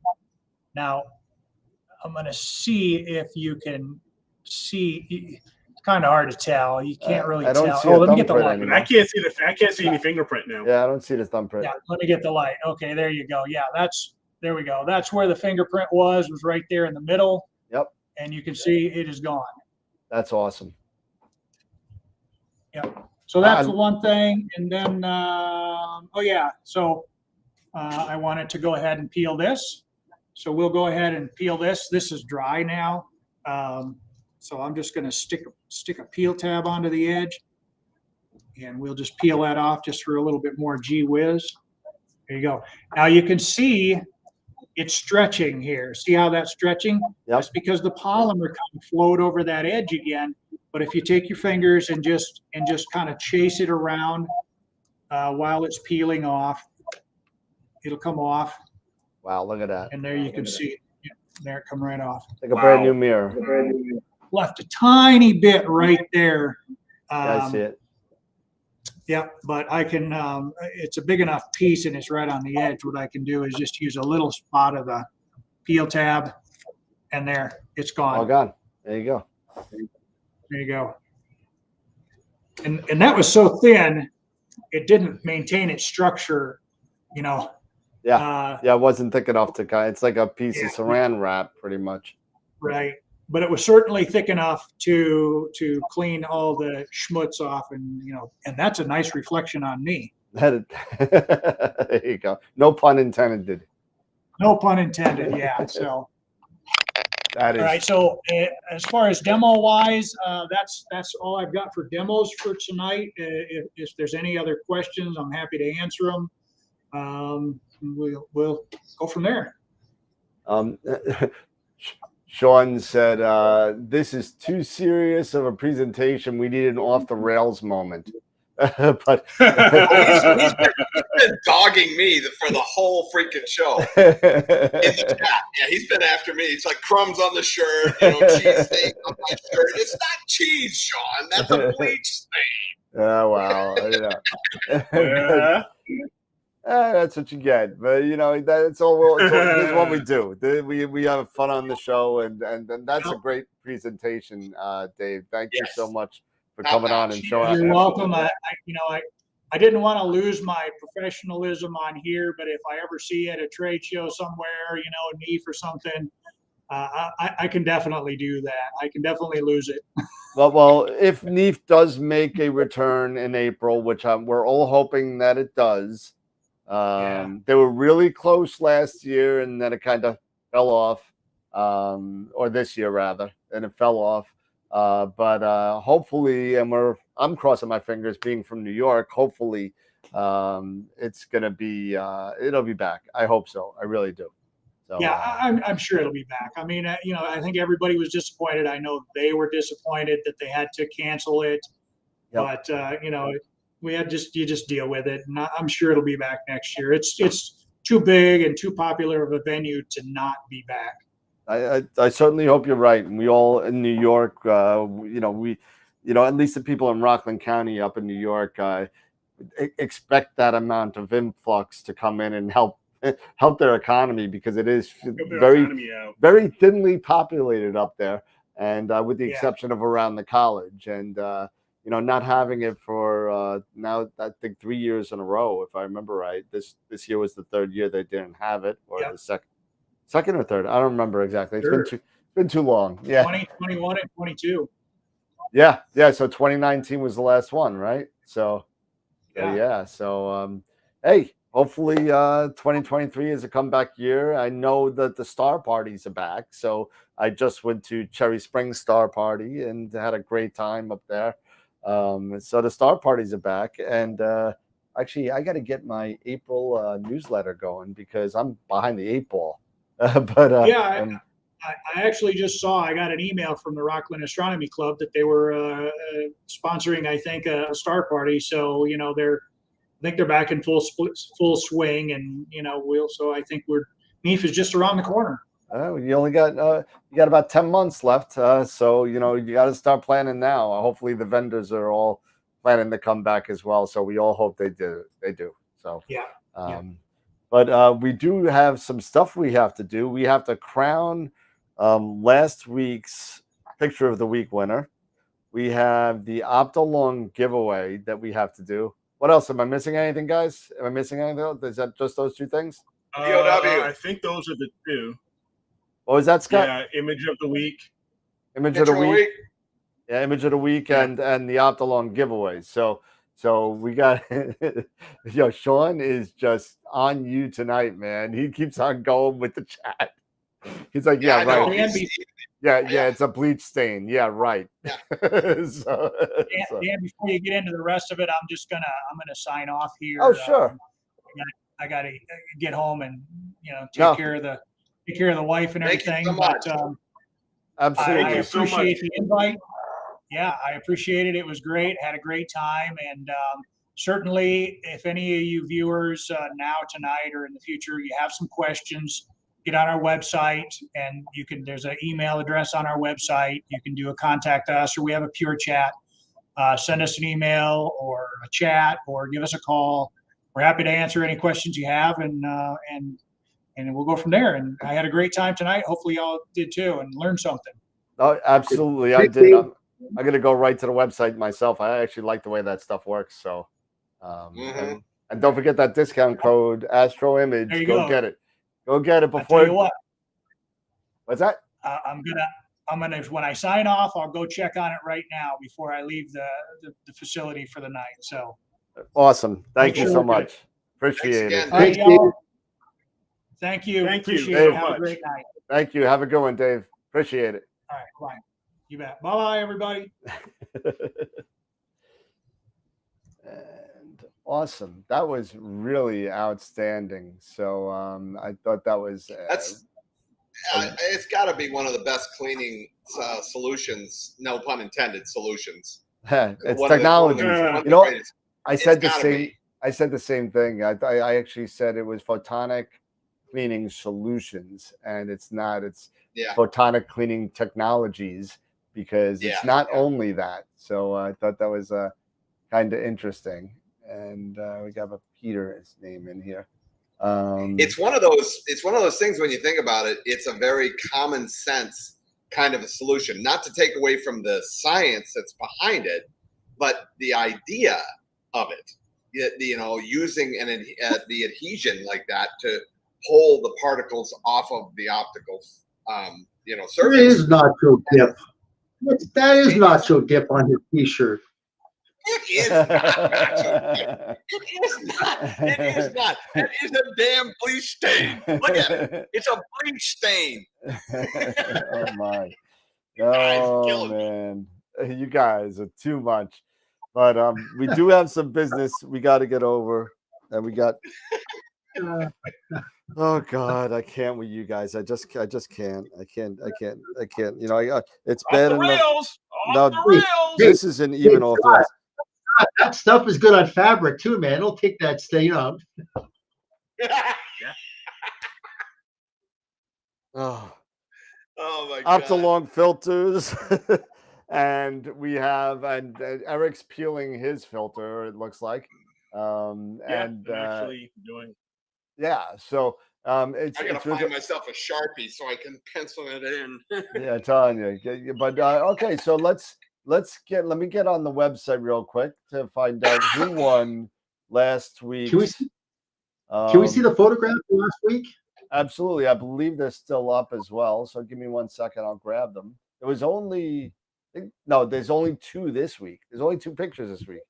I guess everyone's. Oh, and by the way, Peter, I have got the telescope up and set up and ready to go. I just need some good imaging days because we've been getting some pretty nasty storms down here.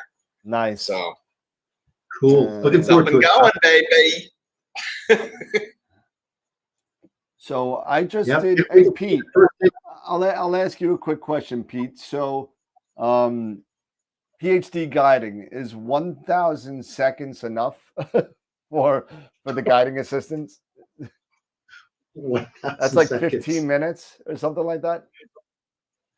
Well, I was going to say is typically just go for a minimum of 3 worm cycles. That's what I would recommend. I think my worm cycles. I think my worm cycles 3 minutes. That's like 15 minutes for me. Yeah, but it's different on the EQ8R. So I'll show you my picture in a second because I think I got some really good results with the new setup. So, but here we go. So let's show the pictures. Let's get business taken care of here. And we'll go to the live site and the picture of the week, and we'll do, and it's loading up. And Mark, I believe it when I'll see it. And I said the pictures a week are really big. So if it does, if you do get this loading tab and it looks like it's frozen, it's not frozen. It's just loading the pictures. There are a lot of memory on this thing. I'm still working on some tweaks with the polar. It's not that great, but let's see. All right, here we go. Is this the 2? No, this is the 2. All right, so I got to show you last week over here. All right, so last week, there we go. And we're looking on ends June 24th.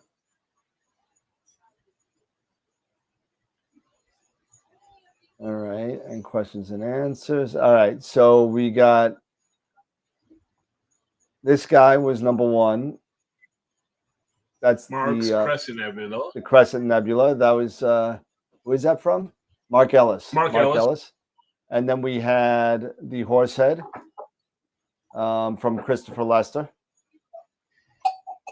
And then we had a Dark Shark by Dave Schaefer. And I believe that was the only 3. Let's see if I can get in. I get into a bigger. Yeah, I don't. It's in my other. I could do it in my my drive. You could get a bigger picture. And Astropod, previous weeks. All right. Let's see what do we got here. So.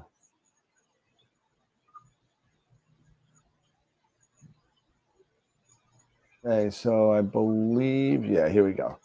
So here is the Horsehead Nebula.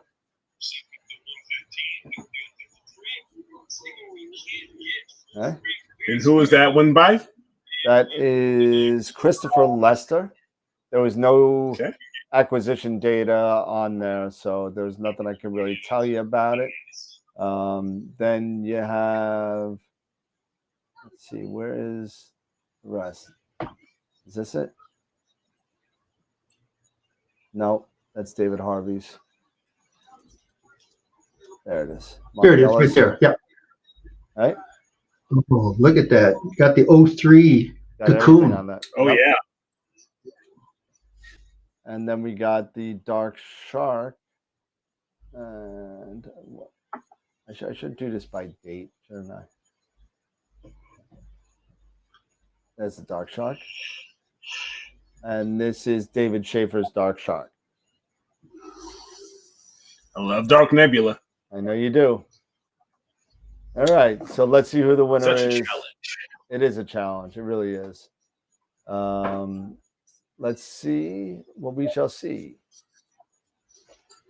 Because I don't even know who won. So here's the weekend. Okay, so here we go. Your results. And the winner is... And the winner is... It looks like this is Mark Ellis's. Mark Ellis. Mark Ellis. Followed by Dave Schaefer. So... All right. Nice job, Mark, again. However, I believe, and I could be wrong, I'll have to check my notes. I think, Mark, you already won a picture of the month. I could be wrong, but if you didn't, you have another shot at it. So congratulations to Mark. Nice shot, Mark. Really good. Nice detail in the 03. Yep. And then we have the OPTOLONG giveaway. Oh, yeah. Oh, yeah. This. And we have 62 people in there. And we'll do export users. I got to get an updated list. I don't want to get anybody mad at me. And we'll just copy and paste the list. Oh, wow. That's went a little crazy there. There we go. And copy. And we'll go to the wonderful AstroWorld Sean Nielsen Wheel of Fortune here. And we will go into the Sean Nielsen, the Bob Barker of AstroWorld. OPTOLONG. I don't know why it says $100 OPTOLONG, but we'll use that one anyway. So, yeah, that's from a while ago. So that's the that was the gift certificate. Yep. So there's the new one, and we'll edit this. Wow. We'll edit this to be just OPTOLONG, so we don't need the one. Oh, man. OPTOLONG is the OPTOLONG LRGB, right? Okay, so this is the planetary filter set. And this is a 5 filter set. They're all 1 1/4, and it's R, G, and B with a UV IR cut and a 685 nanometer IR pass filter. So that's going to go to a lucky person right now. So let's spin it up. Ready to go? Drum roll, please. All right, there we go. Roll it. No whammies. Oh, Jim. Fakis Sellers. Jim, you won a Long Islander, actually. I'm probably going to be meeting up with him soon. He's right from Huntington, if I remember right. So the best thing about this is I don't have to ship it. There you go. So, so absolutely nice job to Jim. Congratulations. That's awesome. Way to go. So that's next. So that's the first of many OPTOLONG filter giveaways that we're doing. If I remember right, and I'll just look it up real quick for the next OPTOLONG giveaway. AstroWorld Web, and let me just go back to the home page. And the next one, Charity's funny. She's like, if I ever win anything, I want you guys to all autograph it. You got it. We'll send it. We'll send it all around the country, and we'll, we will do that for you. That absolutely we will. And guys, do me a favor. before we close out the show, I want to make sure just everybody stay on after the show. We got to do a little something for a member. A member's family. So we got to do a little something. But so the next OPTOLONG giveaway is going to be the 2-inch L Pro. So that's going to be the next one we're going to be giving away, and that will be the last Friday of the month of July. And unfortunately, if weather works out, the last Friday in July, I'll be in Cherry Springs again. So we'll have to see about that. We may move it to the third Friday so we don't miss anything. So let's plan on the third Friday for right now, just so we don't have another couple days where people are threatening to take my life on Discord because the filters weren't given away. Awesome. So congratulations to Jim. Jim, feel free to hit me up on email or give me a call. You will receive an email from me anyway. So congratulations on winning that. Also, our next guest coming up July 8th, Russell Croman from Russell Croman Astrophotography is going to be on. That's going to be awesome. If you missed the presentation Russell did, I believe it was 2 weeks ago, for Masters of PixInsight, you'll be able to see it July 8th. So it's going to be pretty much the same presentation. It's a little bit on the technical side, but it gives a really good understanding on how his AI works. And I thought it was really super interesting. I can't wait to go through it again because I'll pick up something else. So he's also going to be going over the he's not going to go over the Photoshop, the gradient exterminator so much, but he will be going over the star and the noise. So so that's going to be a lot of fun. After that, I don't have any more guests logged in yet. I will be working on that. But my guiding is clicking at me because I got a cloud. Let me stop my guiding real quick. I got clouds going by. I'm trying to do some imaging while I'm doing this. But yeah. So Eagle giveaway is going to be on the 12th, that Wednesday. I'll just double check. I believe it's the Wednesday after 4th of July. And it is the July 13th. I'm sorry, July 13th. Get on that. We have 82 people. I just did a Twitter blast, which Dylan over at the Bloodstone. Thank you so much, Sean. Thank you so much for throwing it out there and retweeting it and whatever. Thank you so much for doing that. I expect to get a lot more. So get on all these giveaways, everybody. It's free stuff. It's free stuff. It's awesome. So can't thank our sponsors enough, from Woodland Hills, Camera Concepts, OPTOLONG, Prima Luce, Masters of PixInsight, IP4 APN, Starry, Night Skies Network. So all of them. Did I miss anybody? No, I didn't miss anybody. 1, 2, 3, 4, 5. No, I got everybody. Okay, good. Yeah. So we're coming up on 11 o'clock. Any final thoughts from anybody? I think we did all of our business in 2 hours. Yeah. No, right. I thought it was a great show. I thought it was really, really informative. Got a lot out of it. I learned some stuff, even using the stuff I've got. I learned a little bit more. So. Yeah, I'm gonna go. I love that. I just want to get a set just to try it and see it and touch it and feel it and all that kind of stuff. I want some tactile sensation here of actually pulling that little layer off and see. I do have like an 80 millimeter scope on a piece of wood that I'll try it on first, but I don't want to, I want to have some practice on it with the scope I don't care about first. And if you're going to be doing something of this magnitude, I would suggest strongly for everybody to do the same. Find a piece of glass, a window pane, something, I don't care, that's broken that you don't care about, just to get used to the routine of doing it. Not that you're going to damage anything, but just to get into the routine of doing it. And applying it and how much do you need and all that kind of stuff. Yeah. Dude, that's what I was doing. That's what I do with like my filters, getting used to it, just learning, you know. So I definitely want to get some O-rings though. I definitely want to get some O-rings. They have picked on me tonight.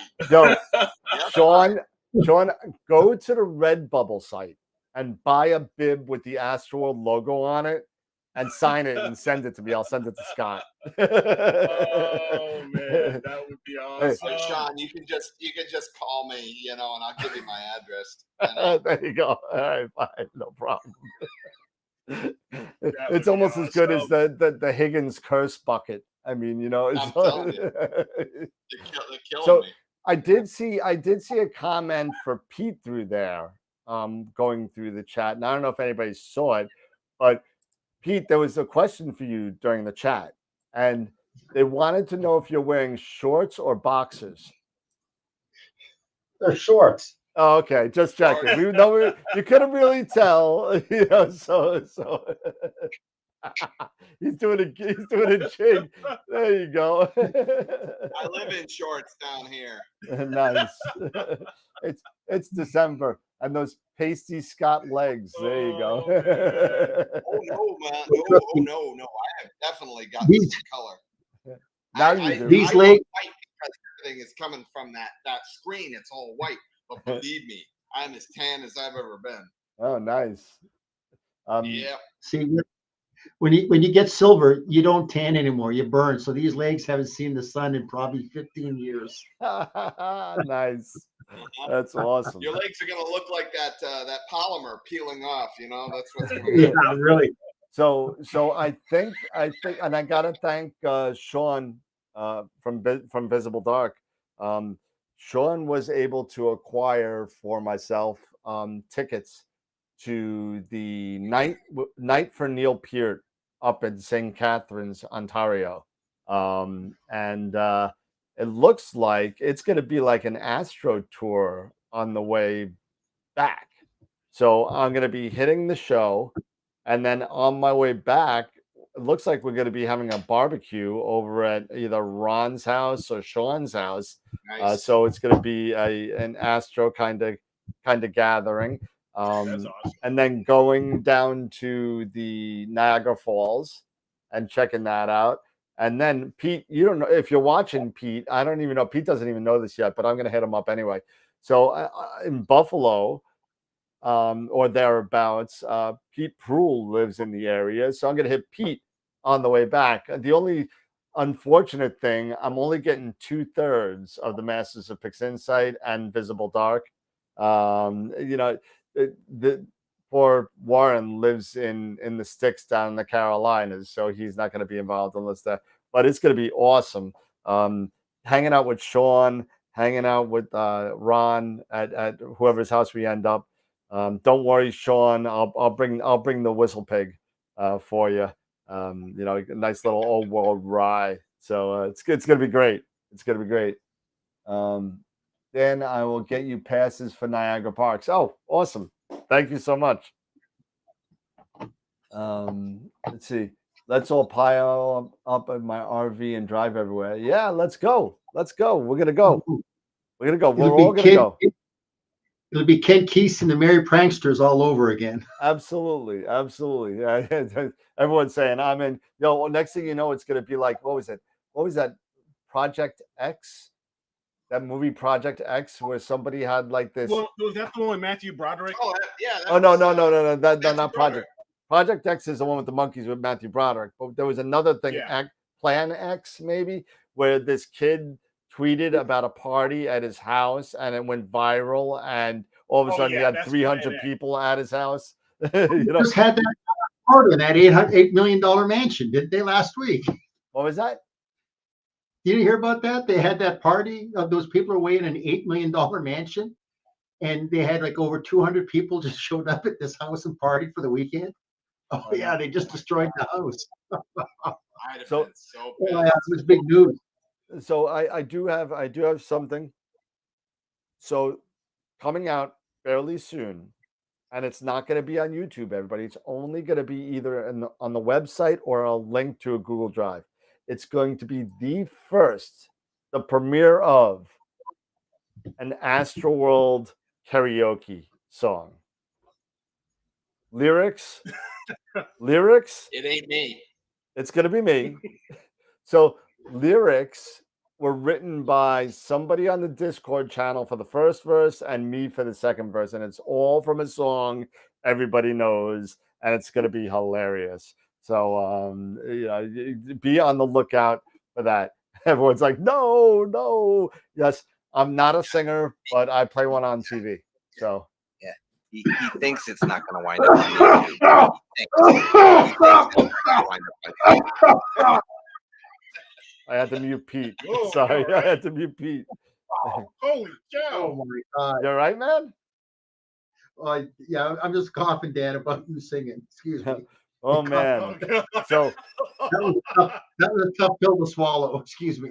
You know what? Somewhere out there is a video of me singing at my wedding.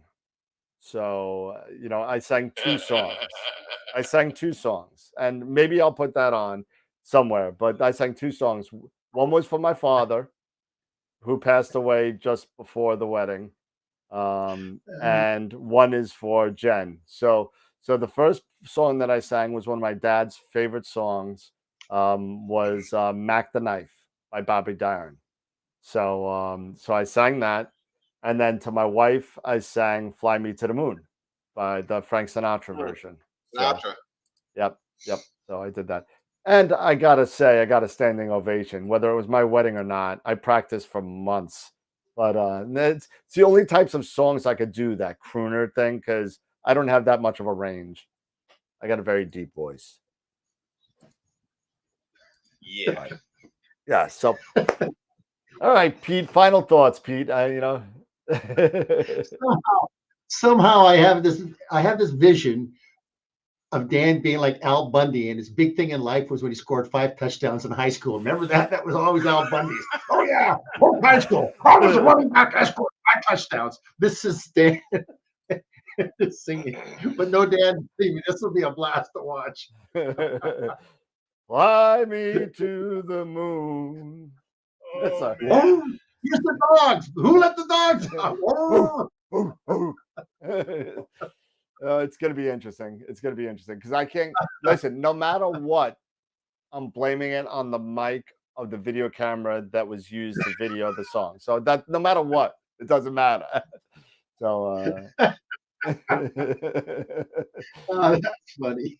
Oh my goodness. But yeah, it's a lot of fun. I do a little singing here and there, even though I'm not very good at it. I'm great in the shower. Yeah. It's usually because people are paying me not to sing.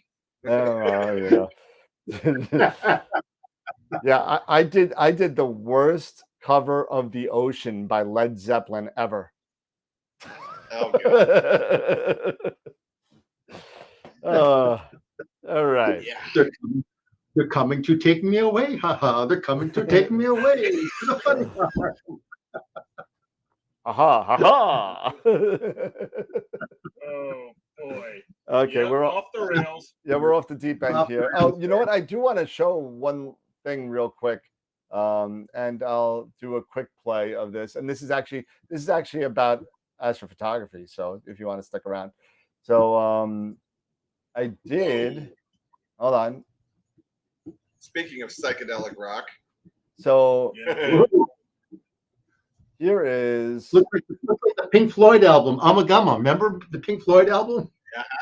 Oh no, I can't do it. I can't show it to you. Oh, that's too bad. Eric. That couldn't be any more sarcastic.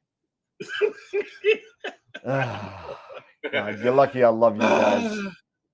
Let me see if I could do it. Let's see if I could put it on number 2. Oh wait, there it is. There we go. It's like a scene out of Spaceballs. There we go. All right, so this is my 1,034-second guiding assistant thing that I ran. So it's a little 900 seconds is 10 minutes, right? No, so 15 minutes. So it's about 16 minutes. So that's what I ran, and pretty good. 0.6 Look arc at that. minute. Yeah, your polar alignment error is 0.6 arc minutes. That's good. Dead Very on. good. Dead on. Dead on. You can't get better than that. Nope. And that's a 15-minute run through. So I got plenty of time. This isn't a 1 minute. Let's get a really good number just because it looks good and hit stop. This I let it run during the show, and really, really good. No, 0.13 arc second total RMS over 15 minutes. Yep. I'll take it. Yeah, and nice.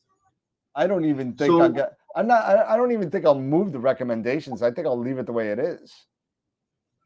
You know what you might want to try to do, Dan, is just try to get your RA aggression between, say, 60 and 70, right in there. 60, 70 usually on the high end, 60 kind of on the low end. You might just try that and see how that works out. Well, right now it is at 70. It is at 70 right now, so I could try dropping it. I got, if you take a look, I think I got some clouds coming through. I think. Let me see if I. Yeah, but look at your bullseye, man. You're pretty much dead on. Look at the bullseye. Look at that. You're right in there, man. You're dead on. Look at that. Yeah, you got it. So, and that's with the 8R, guys. So that's with the 8R. I've been having some issues with the and I believe Captain 404 was looking to buy my Atlas. I'm not going to be selling it right now. There's some issues with it, and I don't want to let it go without it being perfect.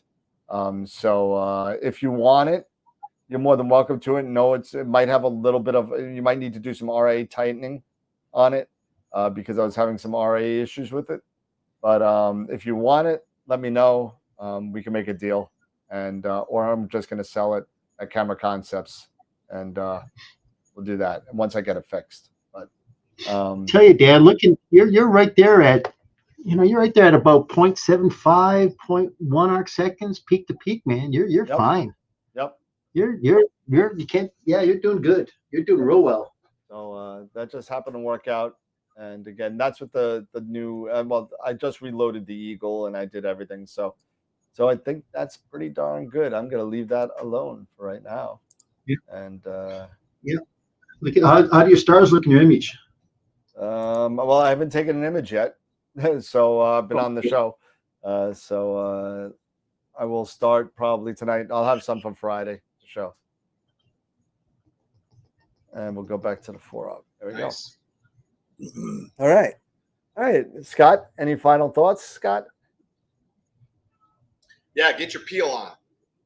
Get your peel on. And I think he's talking about first contact. So that's the he's not talking about anything else. It's very G-rated. So yeah, go get it and take advantage of whatever the discount is. I'm not sure what the discount is, but I'd be interested to see what it is. I'm sure it's probably like 10%. That's what I'm thinking. But it's gonna be Scott. You got to wear a clean shirt next week. Visible Dark will make a donation, he said. Sean, you're killing me. You're killing me. Killing me. All right. That's about it. So it's 11:15. So everybody, have a good night, everybody. What a great show. What a great bunch of comments. We had over 350 comments in the thread. Thank you to David from Photonic Cleaning Technologies for coming on and hanging out with us. And just so everybody knows, looks like Bob at MX Quattro said it looks like it's 15%. Don't quote me on that, but 15% is nice. But yeah, it's all out of love. Everyone's throwing the love now. The taxes and a little bit more. Yeah, and now the show's over. They're saying they love you, but I can feel the love. I'm telling you, it's all over me. Oh my goodness, I can't. That's a vision I can't unsee. So, don't forget July 8th. They started it. July 8th, Russell Croman, come hang out with us. July 13th, the Eagle giveaway.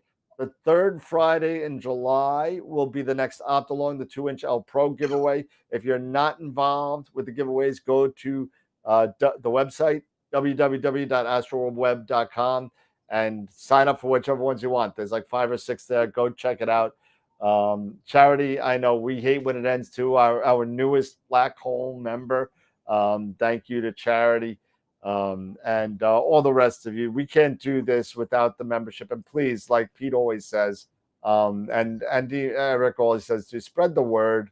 Let other people know what we're doing here. We spend a lot of time, and you and all the watchers do too, in getting guests and getting people to come and hang out with us. And even if it's not, we have a free form thing, and we like to keep it fun. And we do it because we love to do it. It's not about the time. It's about the Wednesdays and Fridays. It's now a lot of the people's in there, the regular routine on Wednesdays and Fridays. I see a lot of the same people. But let's get some new people in here. This is our astronomy club. This is. We have more members on the Discord channel than some astronomy clubs have active people. So hey, it's a true fact. I mean, think about the astronomy clubs out there that have 300 members, but 20 active.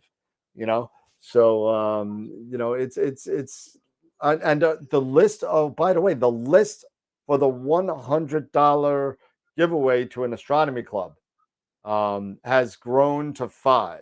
We have 5 people on there. I know there's more clubs out there. Send me an email with your club's name, and it can't be the MX Quattro Club. It can't be that. So it's got to be a legit club that we will make this donation. I want to get at least 15 to 20 clubs in the wheel before we spin it, just to make it a fair chance. So $100 going out to a club from Astroworld as a donation. I'll even get a big check made up, and I'll send it to them. The Kishwaukee Valley Astronomical Society. The what? The Kishwaukee Valley. That can't be real. That can't be real. And not for nothing too, but seriously, this is not an old white guys club. This is not, this club is something that we should be encouraging that next generation. Wait. Seriously.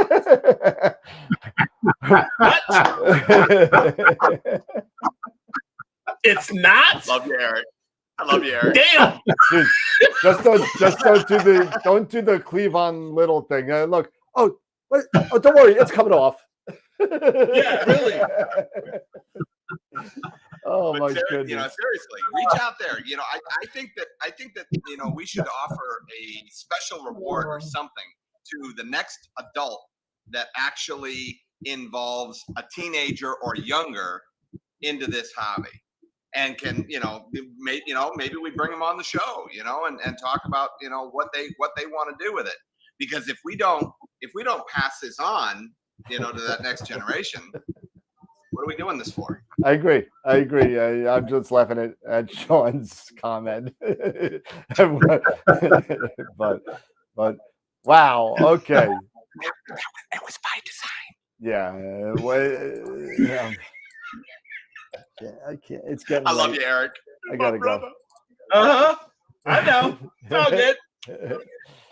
Oh my God. Okay, fair enough, everybody. Guys, stick around. We gotta say we gotta do a little something at the end, so I could send it out for Sunday. But everybody, thank you for coming in. Thank you for hanging out. Get involved with your clubs. Give us your club's names. Sign up for the giveaways.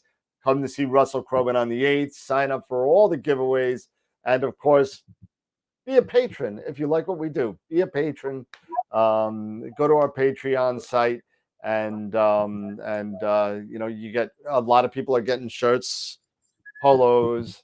I got to think about something for our black hole members and do something. Maybe we'll send them some coffee mugs or tchotchkes or something like that, a little extra, because the more you spend, the more you get. That's the way it is. Absolutely. So everybody have a good night. Thank you for watching. Our next show Friday may be a little bit different, and it's going to be, I think, a restream because I'm going to be in DC, and we'll talk about that offline. But everybody have a good night. See you Friday night. And I patronize, but it's what coffee mugs. Everyone wants. I say coffee mugs. Everybody wants coffee mugs. So everybody have a good night. Thank you for everything. And remember, as always, keep imaging, keep educating, and clear skies. And we'll see you Friday night. Have a good night, everybody. Bye for now. Bye.